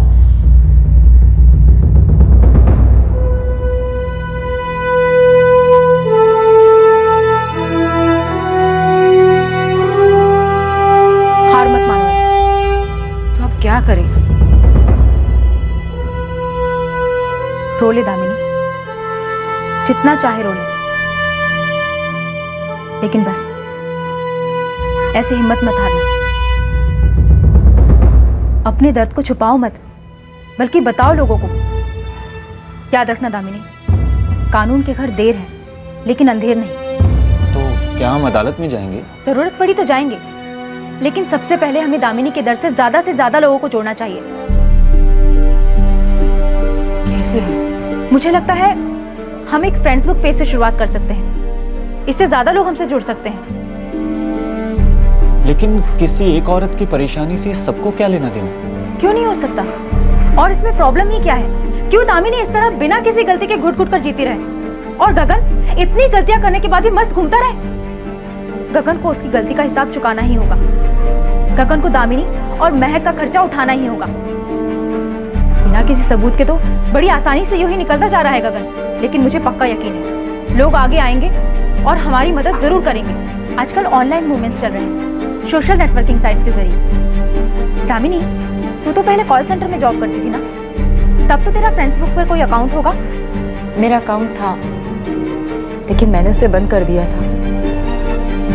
गगन को अच्छा नहीं लगता था कि मैं उस पर किसी अनजान लोगों से बात करूं या दोस्ती करूं, बस इसीलिए बंद कर दिया।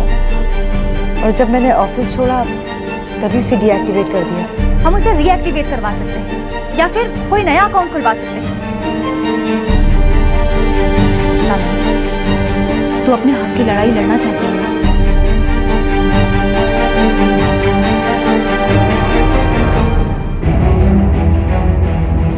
दामिनी, तू पक्का यही ईमेल आईडी यूज कर रही थी ना?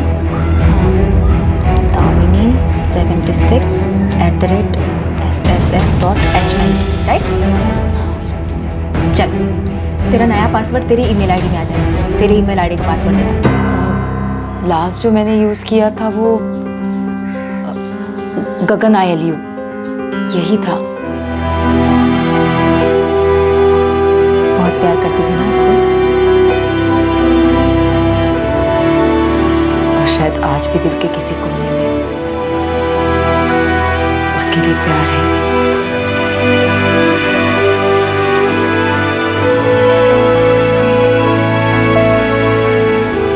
मिल गया। अरे वाह, ये तो चालू भी है।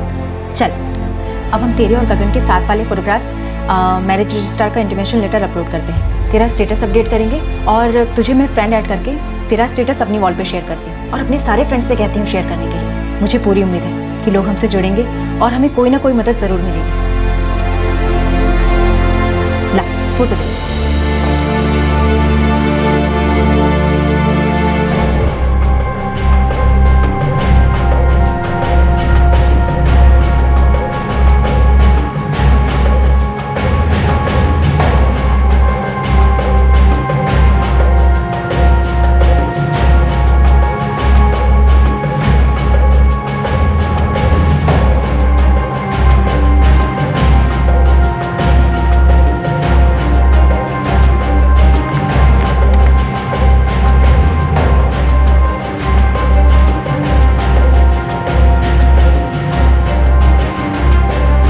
जिस आदमी से मैंने प्यार किया, जिस आदमी से मैंने शादी की, जो मेरी बेटी महक के पिता हैं, वही आज कहते हैं कि मैं उनकी बीवी नहीं हूँ।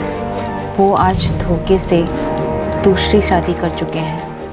मेरे पास शादी का सर्टिफिकेट नहीं है, इसीलिए मुझे दूध में से मक्खी की तरह निकाल कर अलग कर दिया गया।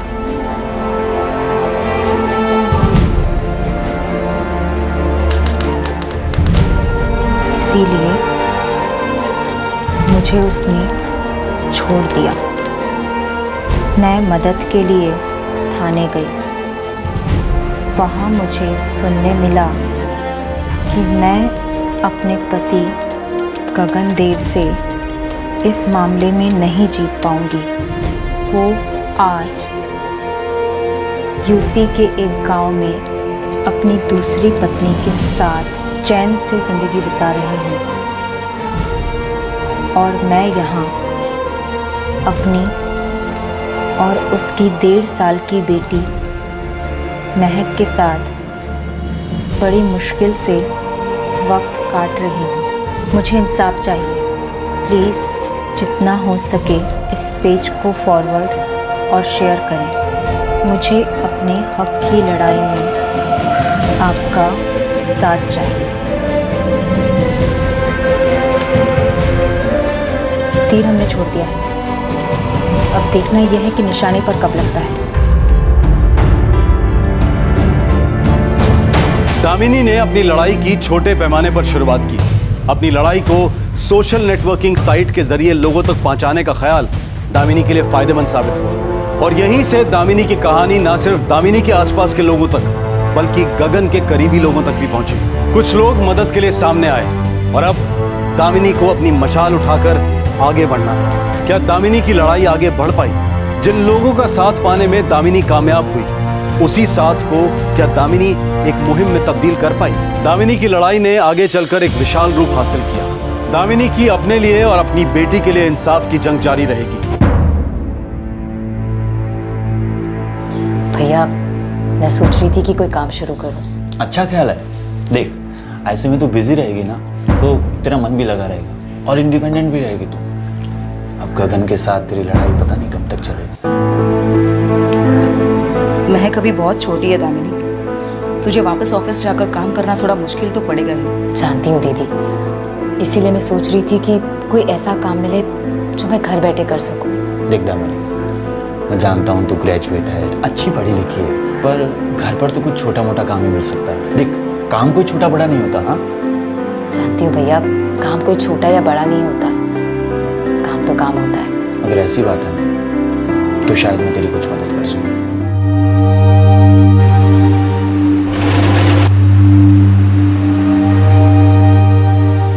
क्या है श्याम भाई, लेवल स्टिचिंग के 5 रुपए देते। मेरे पास पहले से ही 10 आदमी है, मुझे और लोगों की ज़रूरत नहीं है। एक और रख लो ना भाई, क्या फ़र्क पड़ता है? लेकिन आपने तो कहा था कि वो घर से काम करेगी। देखो श्याम भाई, अब जीन्स लाने के लिए मुझे एक लड़का भेजना तो महंगा पड़ेगा ना।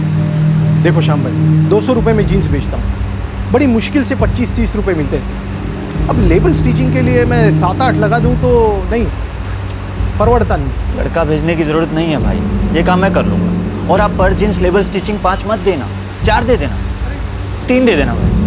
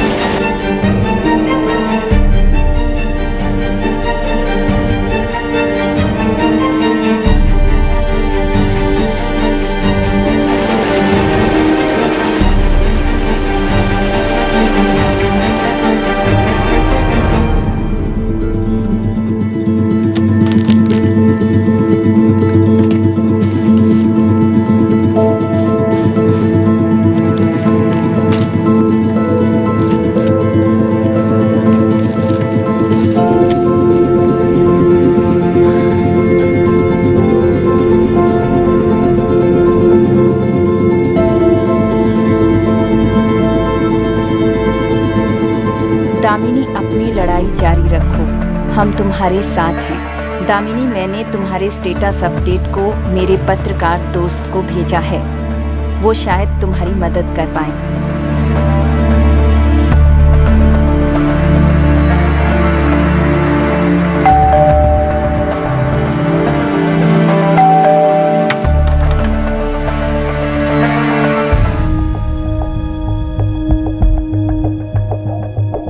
दीदी, बहुत सारे रिस्पॉन्सेज आए हैं। फेसबुक में एक यूपी ग्रुप है, उसमें भी मैंने दामिनी का स्टेटस फॉरवर्ड किया था। शीतल, तुम्हें क्या लगता है इससे कोई फायदा होगा क्या? उम्मीद करने में क्या बुराई है, क्या पता। अब पता नहीं मुझे क्या चाहिए, क्या हासिल होगा।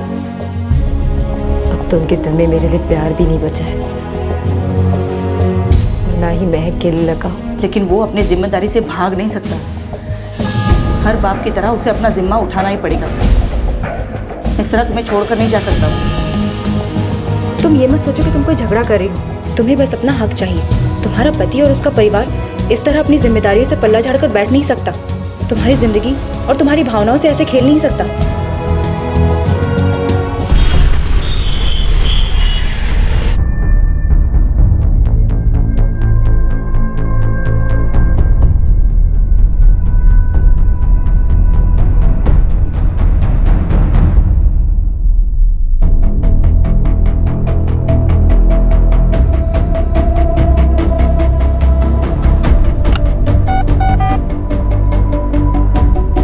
सर, आपने बुलाया?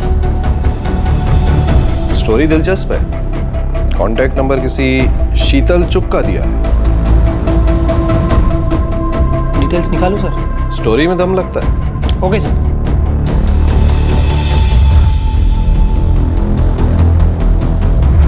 पूरी स्टोरी कवर कर रहे हैं। यूपी का बहुत बड़ा अखबार है और उसकी पहुंच भी बहुत अच्छी है। अच्छा, कब छप रहा है? ये तो नहीं पता, लेकिन हाँ, कम से कम हमारी बात तो आगे बढ़ी।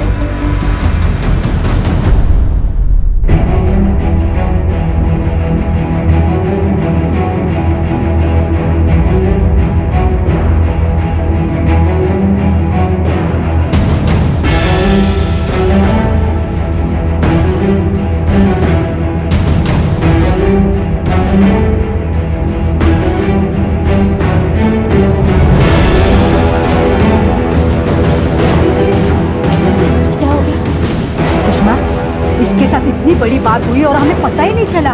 बहुत गलत हुआ इसके साथ। आंटी, अब तो पता चल गया है ना, अब हम सब दामिनी के साथ हैं। हाँ, हम सब साथ हैं। हाँ, हम सब साथ हैं।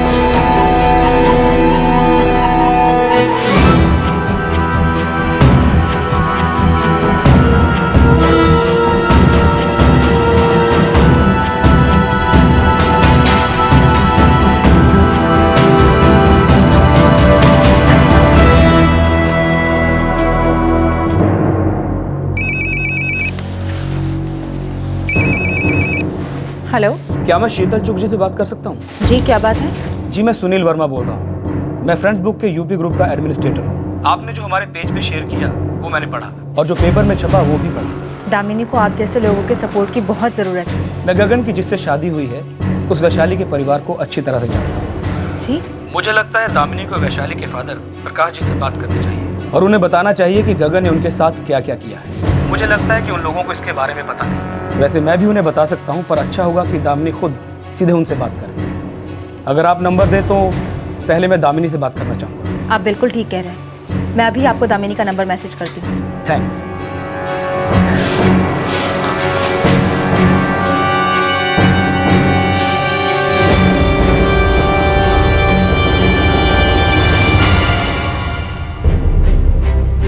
मैं क्या बात करूं? सुषमा, मुझे बहुत डर लग रहा है। वो गगन की दूसरी बीवी के पिता है।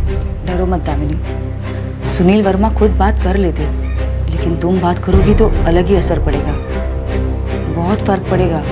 हौसला रखो। शायद वैशाली को भी गगन की इस करतूत का पता नहीं है।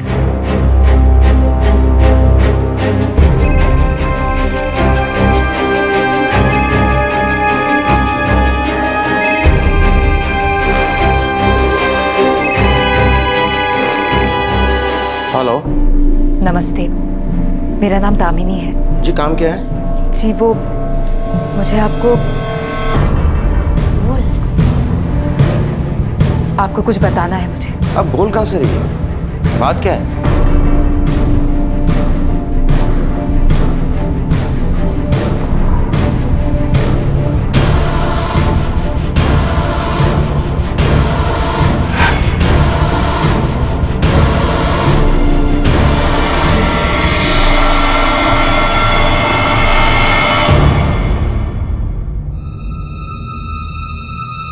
देखो, तुम जो भी हो, मुझे कोई लेना देना नहीं है, लेकिन अगर तुमने मेरी बेटी का हंसता खेलता घर तोड़ने की कोशिश की तो मैं तुम्हारी जिंदगी नर्क बना दूंगा। मेरी बेटी से दूर ही रहना। क्या हुआ? क्या कहा उन्होंने? क्या बोले वो?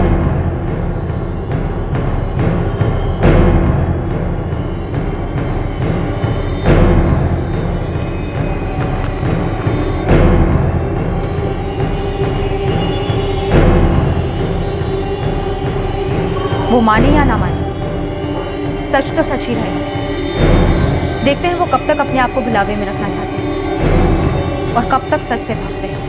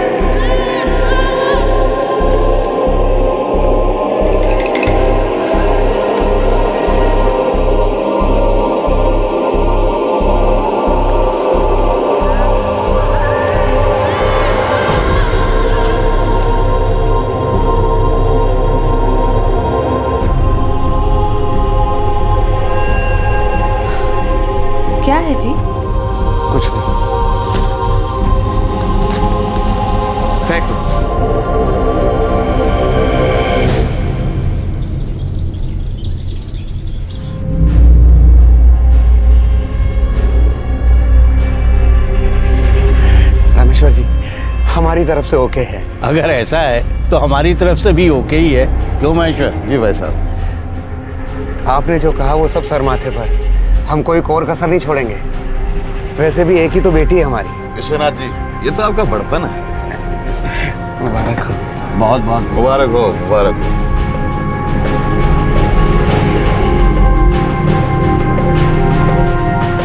तो क्या करूं भाभी? बात तो फैले ही जा रही है। अखबार पढ़ा? जी। देखो गगन, गलत तो किया आपने।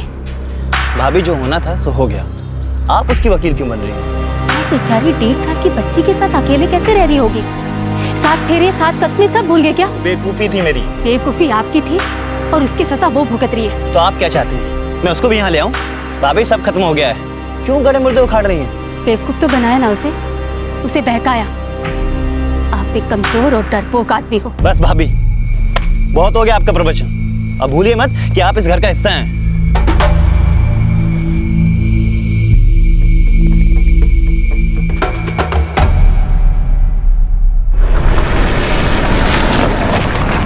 गांव के सरपंच से मैं मिला था, आदमी समझदार लगता है। हमारा पूरा ग्रुप दामिनी की हेल्प करना चाहता है।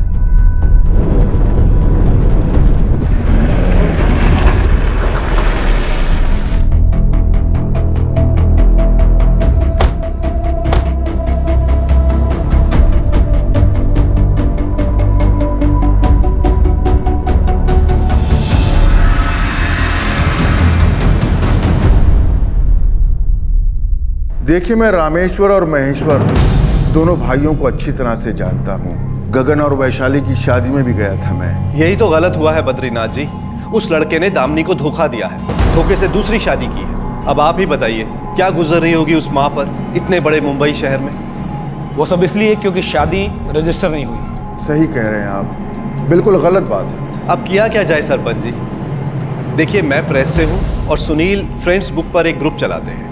हमारी तो यही राय है कि दामिनी और उसकी बेटी महक को जल्द से जल्द इंसाफ चाहिए। देखिए, मैं रामेश्वर और महेश्वर दोनों भाइयों से जाकर बात कर सकता हूँ, लेकिन जिस तरह के लोग वो हैं मुझे नहीं लगता कि वो मानेंगे, क्योंकि कागजात भी कानूनी तौर पर कुछ ज्यादा पक्के नहीं है। पर सरपंच जी, आपके बात करने का अपना ही एक वजन है। ठीक है, चलिए कोशिश करके देखते हैं। वैसे आप लोगों को मैं एक और सलाह देना चाहूँगा। हाँ हाँ कहिए। इस महीने के आखिर में रामेश्वर के बेटे की शादी है।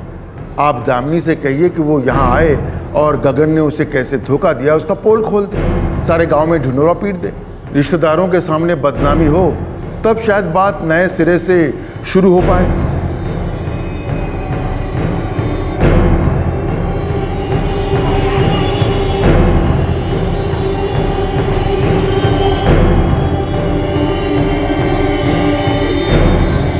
मुझे लगता है दामिनी को ना महक को साथ लेके जाना चाहिए। हाँ, ये बिल्कुल सही मौका होगा। गगन और उसकी फैमिली को सबके सामने मजबूर होकर मानना ही पड़ेगा। लेकिन दीदी, मेरी हिम्मत नहीं हो रही है। हौसला रखो दामिनी, डरने की कोई जरूरत ही नहीं है। वहाँ सुनील है, राठी जी है, और सुनील ने तो एक एनजीओ से भी बात करके रखी है, वो भी मदद करने के लिए तैयार है। हाँ दामिनी, तुम हमारे साथ चलो। वैसे भी 25 को हम यूपी जा रहे हैं। ग्रेट। मोहित की शादी 28 की। मैं सुनील से कह दूंगी, वो तुम्हें स्टेशन पर लेने के लिए आ जाएगा। कलावती आंटी, दामिनी जा रही है, बुक कर दो टिकट।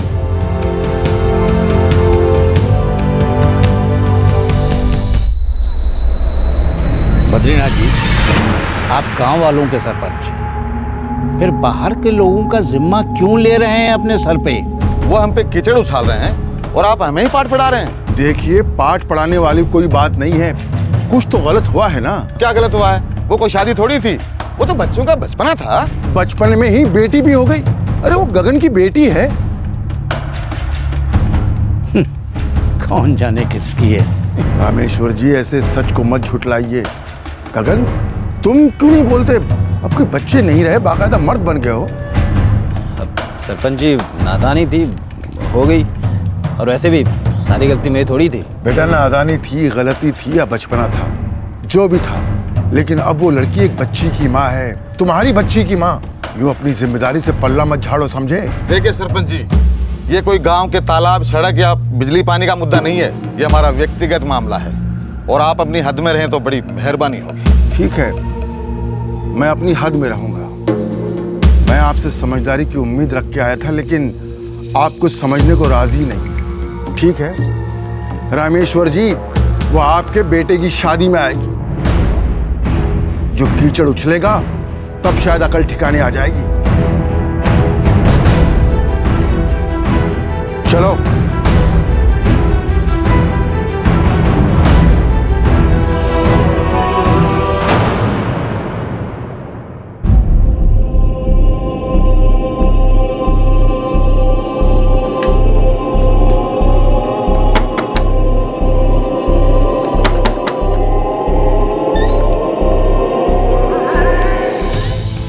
तो आप लोग 25 को नहीं जा रहे हो? नहीं जाना हो पाएगा दामिनी, हमारे रिश्ते में कोई गुजर गए हैं, इसलिए जाना कैंसिल हो गया है। और मैं यही पूछने आई थी कि तुम्हारे टिकट का क्या करूं?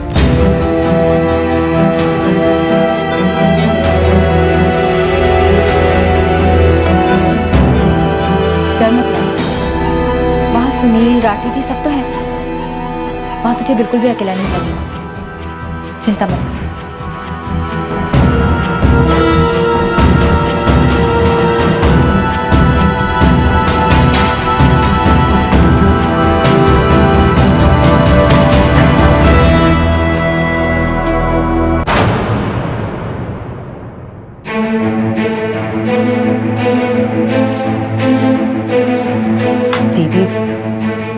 मैं अकेले कभी बाहर नहीं गई। 93 में हम लोग जब यहाँ आए थे तभी लास्ट टाइम मैंने सफ़र किया था। अकेले बाहर नहीं गई तो क्या हुआ?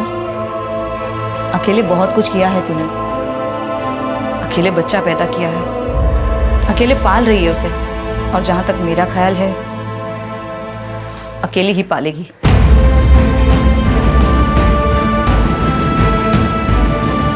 बस उस आदमी को उसकी जिम्मेदारी याद करानी है। यही है संघर्ष तेरा।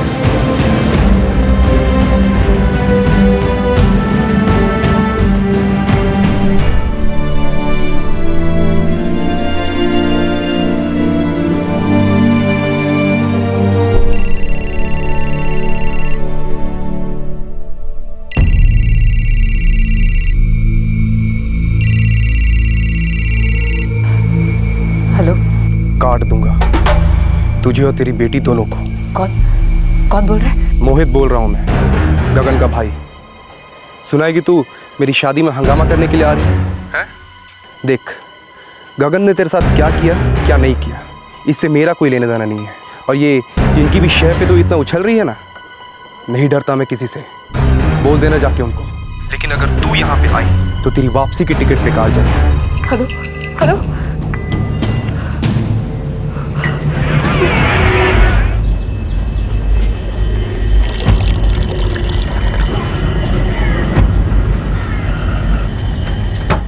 दामिनी, दामिनी, दामिनी, दामिनी, दामिनी। क्या कर रही है ये लड़की दीदी? 7 बज गए हैं, 8:30 की ट्रेन है। दामिनी, दामिनी, दामिनी दरवाजा खोल। दामिनी ट्रेन छूट जाएगी यार। दामिनी दरवाजा खोल।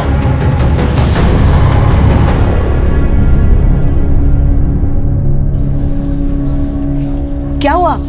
जाना नहीं है क्या? मुझे अपनी परवाह नहीं है।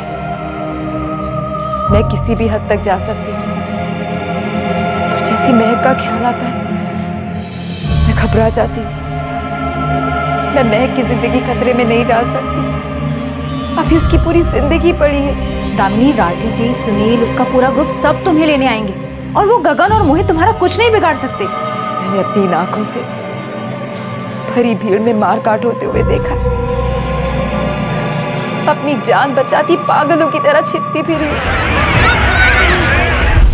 मैं कुछ भी करने को तैयार हूँ, लेकिन मैं महक की जिंदगी खतरे में नहीं डाल सकती। ये धमकी झूठी हो सकती है, लेकिन अगर किसी ने चाकू निकाल लिया और महक को चोट लग गई तो मैं क्या करूंगी? किसके लिए जीऊंगी मैं? किसके लिए लड़ूंगी? क्या मतलब रह जाएगा मेरी इस लड़ाई का?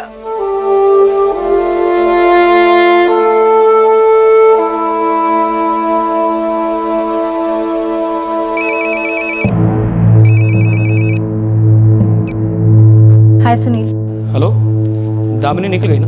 नहीं सुनील, वो नहीं निकली। क्यों? क्या हुआ? सुनील, वो मोहित है ना जिसकी शादी होने वाली थी, उसने दामिनी को फ़ोन पर धमकी दी है। क्या बकवास है। अब है कहाँ दामिनी अभी? वो अपने घर पर ही है। ठीक है, मैं उससे बात करता हूँ, वो आएगी, कुछ नहीं होगा उसे।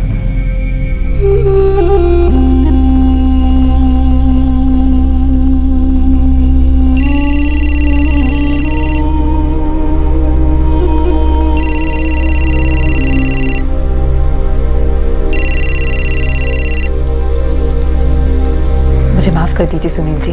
तुम क्यों माफ़ी मांग रही हो दामिनी? माफ़ी तो हमें मांगनी चाहिए, जो इतना भी यकीन पैदा नहीं कर पाए कि तुम और महक हमारे साथ एकदम सेफ है। सुनील जी प्लीज़ आप माफ़ी मत मांगिए। मतलब तुम्हें हम पर यकीन है ना? गुड, तुम हवाई जहाज से आ जाओ, मेरा वादा है कुछ नहीं होगा, ना तुम्हें ना महक को। लेकिन सुनील जी। दामिनी, यकीन करती हो ना हम पर? पर कुछ नहीं दामिनी, बस तुम आ जाओ, मैं अभी फ्लाइट चेक करके बताता हूँ। मेरा यकीन मानो, तुम्हारा और महक का यहाँ कोई कुछ नहीं बिगाड़ सकता, ठीक है? चिंता मत करो, तुम बस आ जाओ।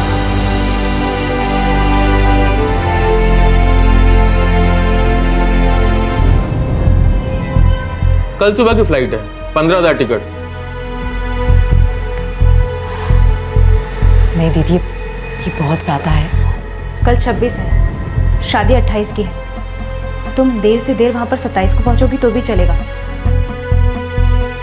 हाँ भैया, 27 की टिकट देखिए। एक मिनट। 11,500 का है, चलेगा? 7,000 तो है, 4,500 कम पड़ रहे हैं।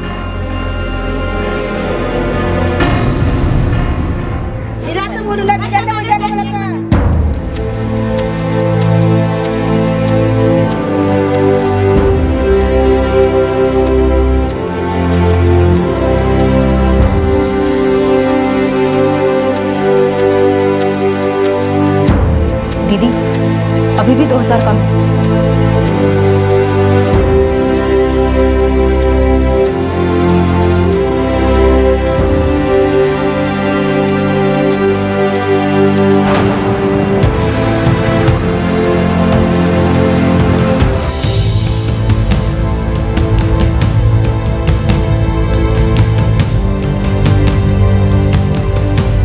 अरे टेंशन मत ले यार, एयर होस्टेस से पूछ लेना कि सीट बेल्ट कैसे बांधते हैं। और फिर तेरे साथ तू महक है, सब तेरे आसपास मंडराती रहेंगी। और कोई भी टेंशन हो ना तो ऊपर एक बटन होता है, उससे दबा लेना, या किसी से ही पूछ लेना। देखना, पहली बार सफ़र कर रही हूँ और वो भी सीधा हवाई जहाज़ में। अरे डर मत तू, हवाई जहाज तूने थोड़ी ना उड़ाना है, उसके लिए पायलट रहेगा वहाँ पे।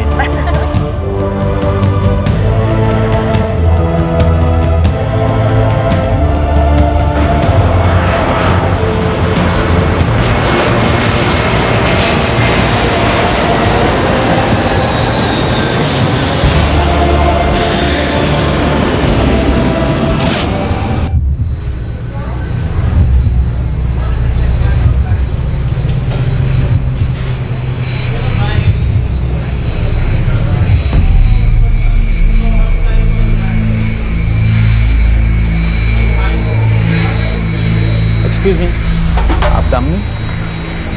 जी। आप आइए हमारे साथ। आइए। देखिए। आइए।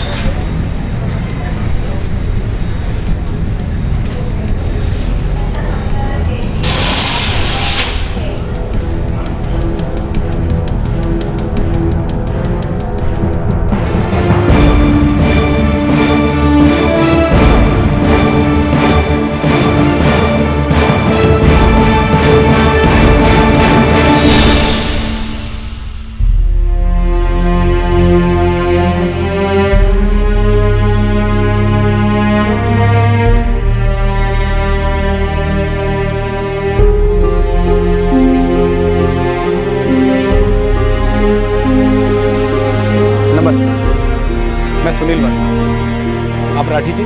नमस्कार। और आप शर्मिला जी। नमस्ते। चलो दामिनी, तुम्हारे ससुराल चलते हैं।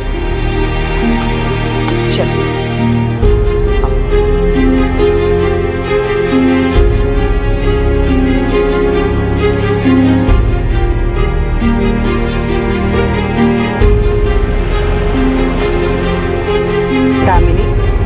तुम्हारी लड़ाई अब हमारी लड़ाई है।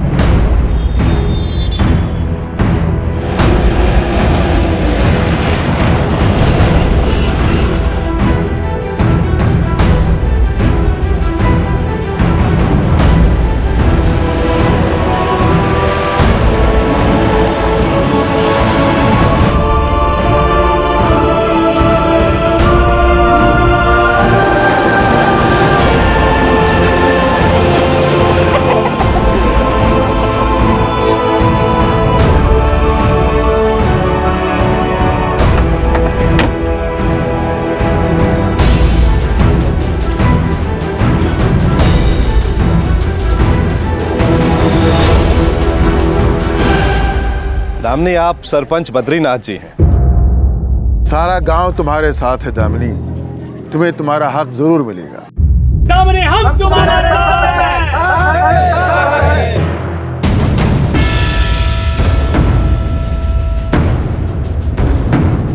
आजाओ भाई, आ जाओ, चलो।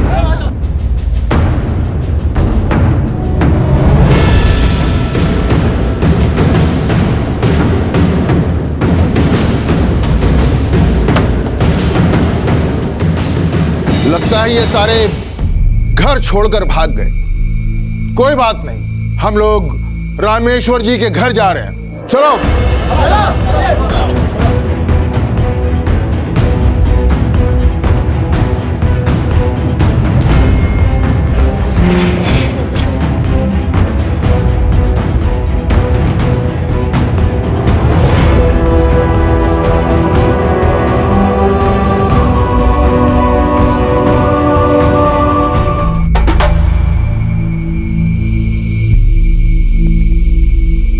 रामेश्वर जी, आपके भाई और उनके परिवार वाले कहाँ हैं? पता नहीं, कहीं गए होंगे।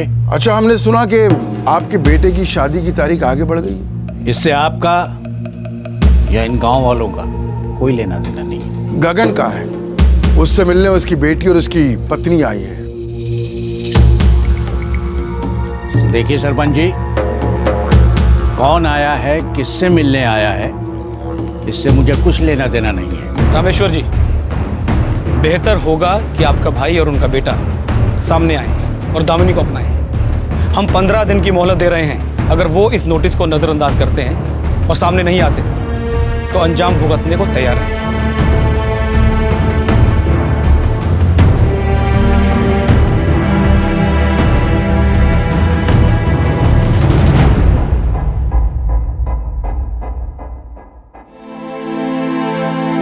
सरपंच जी, हमारे एनजीओ के ऑफिस में एक अच्छी सी जगह है जहां दामिनी और महक आराम से रुक सकते हैं और हम इनका पूरा ख्याल भी रखेंगे। और हाँ, मैं मजिस्ट्रेट के सामने पिटीशन भी दायर करूंगी। यूपी के टॉप लॉयर्स हमारे दोस्त हैं। दामिनी का केस अब वही लड़ेंगे और इस केस पर जितना भी खर्चा आएगा उसके लिए फंड रेज मैं करूंगा। नहीं, उसकी जरूरत नहीं पड़ेगी। इसके लिए वो एक पैसा भी नहीं देगा। देखिए, मेरे ख्याल में हमें 15 दिन और इंतजार कर लेना चाहिए।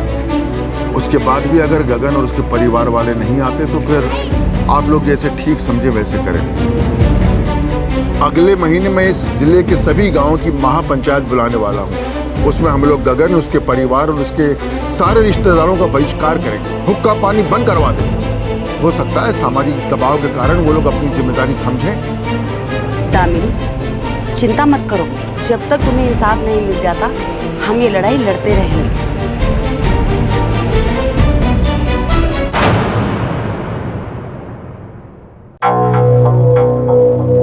15 दिन हो गए, लेकिन गगन और उसके परिवार वालों की तरफ से कोई खबर नहीं आई। गगन और गगन के परिवार वालों ने सरासर गलत किया है। हमें ये नहीं समझ में आ रहा है, आखिर वो लड़की पुलिस में जाकर शिकायत क्यों नहीं दर्ज करा रही है? उसके पास कोई कानूनी दस्तावेज नहीं है। बस लड़का लड़की की कुछ तस्वीरें हैं, कुछ गवाह हैं। इस लड़की के साथ धोखा किया गया है। सामाजिक रूप से देखा जाए तो हमें इस लड़की का साथ देना चाहिए। इसे इसका अधिकार दिलाना चाहिए। एक बहू बेटी का जो हक होता है वो इसे मिलना चाहिए।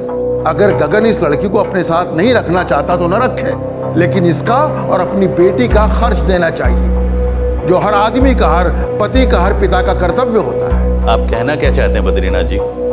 मेरा कहना है कि हमें गगन, उसके परिवार और उसके सारे रिश्तेदारों का सभी गांवों से बहिष्कार कर देना चाहिए, हुक्का पानी बंद कर देना चाहिए। देखिए, मसले एक हद तक व्यक्तिगत होते हैं। अगर किसी इंसान की किसी गलत हरकत से किसी दूसरे इंसान की जिंदगी पर फर्क पड़े तो मसला व्यक्तिगत नहीं रह जाता, जाती नहीं रह जाता। तो ऐसे इंसान को समाज के सामने जवाबदेह होना पड़ेगा।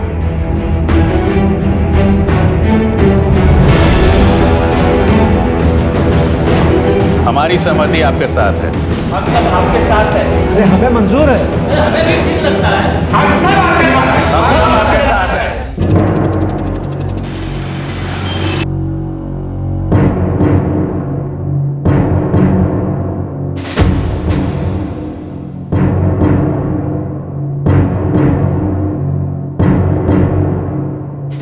सर, ये साफ साफ दहेज, मेंटल टॉर्चर और बेगमी का केस है। ठीक है, भी आए अपनी सफाई दें। मैं मैजिस्ट्रेट कोर्ट में हाजिर होने का नोटिस जारी करता हूं।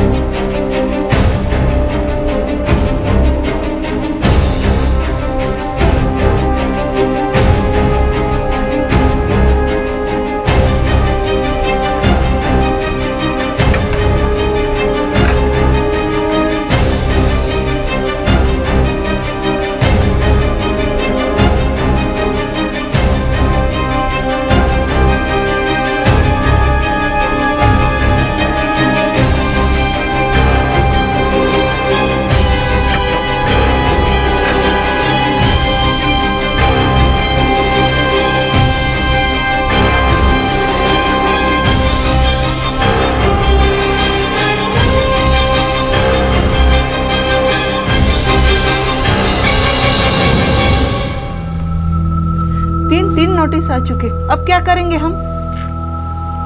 पता नहीं।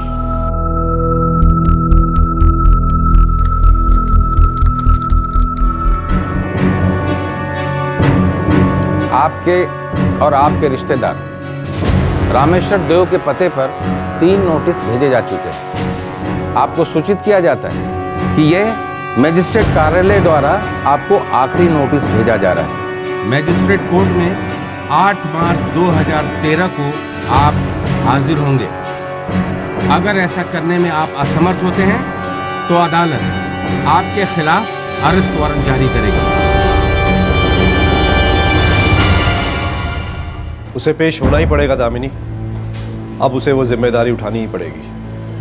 हाँ दामिनी, और जब तक तुम्हें इंसाफ नहीं मिल जाता हम ये लड़ाई लड़ते रहेंगे। आप लोगों ने मेरा बहुत साथ दिया, उसके लिए मैं आप लोगों की शुक्रगुजार हूँ।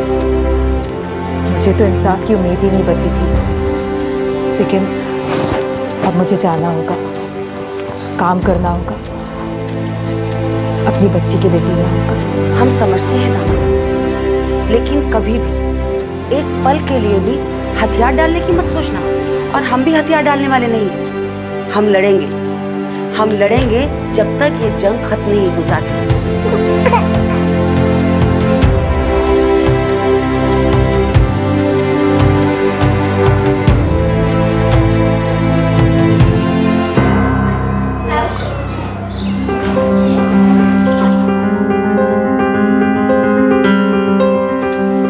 ऐसे दुम दबाकर भागे हैं, पता नहीं किस बिल में जाके छुपे हैं। मैं नहीं जानती थी कि गगन मुझसे इतनी बुरी तरह से छुटकारा पाना चाहते थे। खेल खेलने की क्या जरूरत थी? मुझसे एक बार कहते कि उनके दिल में मेरे लिए प्यार खत्म हो गया है, मैं उन्हें जाने देती।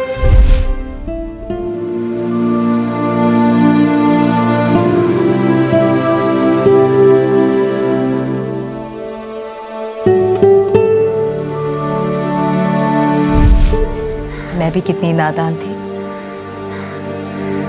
छोटे छोटे पलों में खुशियां तलाशती रही। दामिनी, कुछ यादें कड़वी ही होती हैं, कुछ तजुर्बे बुरे ही होते हैं, लेकिन जिंदगी सिर्फ उनसे नहीं बनती।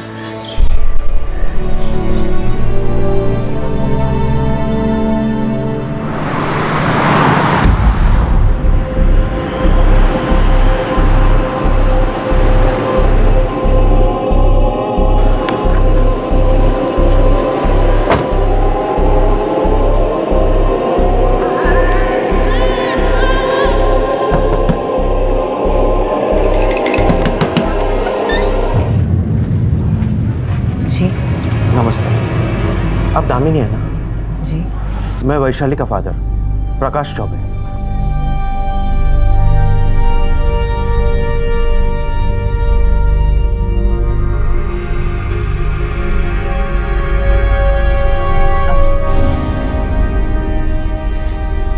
बेटी, मुझे माफ करना, मैंने फोन पे तुमसे ठीक से बात नहीं की थी। जी कोई बात नहीं, आप मुझसे बड़े हैं। दामिनी बेटा, मैं बहुत आभारी हूँ, तुमने मेरी आंखें खोल दी, लेकिन अब बहुत देर हो चुकी है। वैशाली उस आदमी की पत्नी है। वैशाली मेरी एक लौती बेटी है। मेरा जो कुछ भी है सब कुछ उसी का है। मैं कितना बेवकूफ था कि सब कुछ उस आदमी के नाम कर दिया। बेटी, मैं भीख मांगता हूँ, मेरी बेटी की जिंदगी बर्बाद होने से बचा लो। अगर मुझे पता होता तो मैं मेरी बेटी की शादी उस आदमी से कभी नहीं करता, लेकिन अब मैं कुछ नहीं कर सकता। ये लो बेटी, इसमें काफी पैसा है, प्लीज ले लो और मेरी बेटी को छोड़ दो। ले लो। देखिए, मुझे आपके ये पैसे नहीं चाहिए। मैं बस इतना चाहती हूँ कि गगन ये स्वीकार करे कि उन्होंने मुझसे शादी की, वो ये माने कि महक उनकी बेटी है। मैं सिर्फ इतना चाहती हूँ कि मेरी बेटी जायज तरीके से बड़ी हो, और जब तक कि वो 18 साल की नहीं हो जाती, गगन उसे सपोर्ट करे। बात रही आपकी बेटी की, तो वो गगन के साथ खुशी से रह सकती है। मैं उनके बीच में कभी नहीं आऊंगी।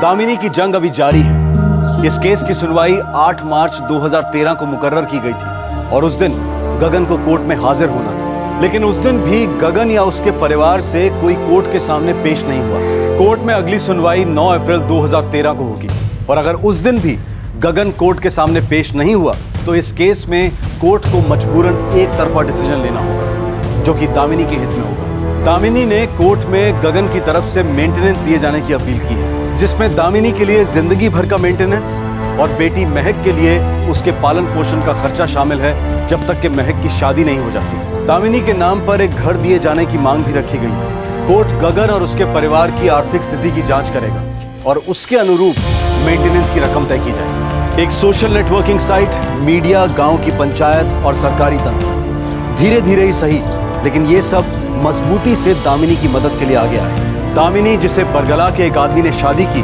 और फिर उसे अपने ही हाल पर छोड़ दिया। एक पड़ोसी कपल, वहीं की एक निवासी और अनेकों लोग दामिनी के साथ खड़े हुए और उसकी लड़ाई को आगे बढ़ाया।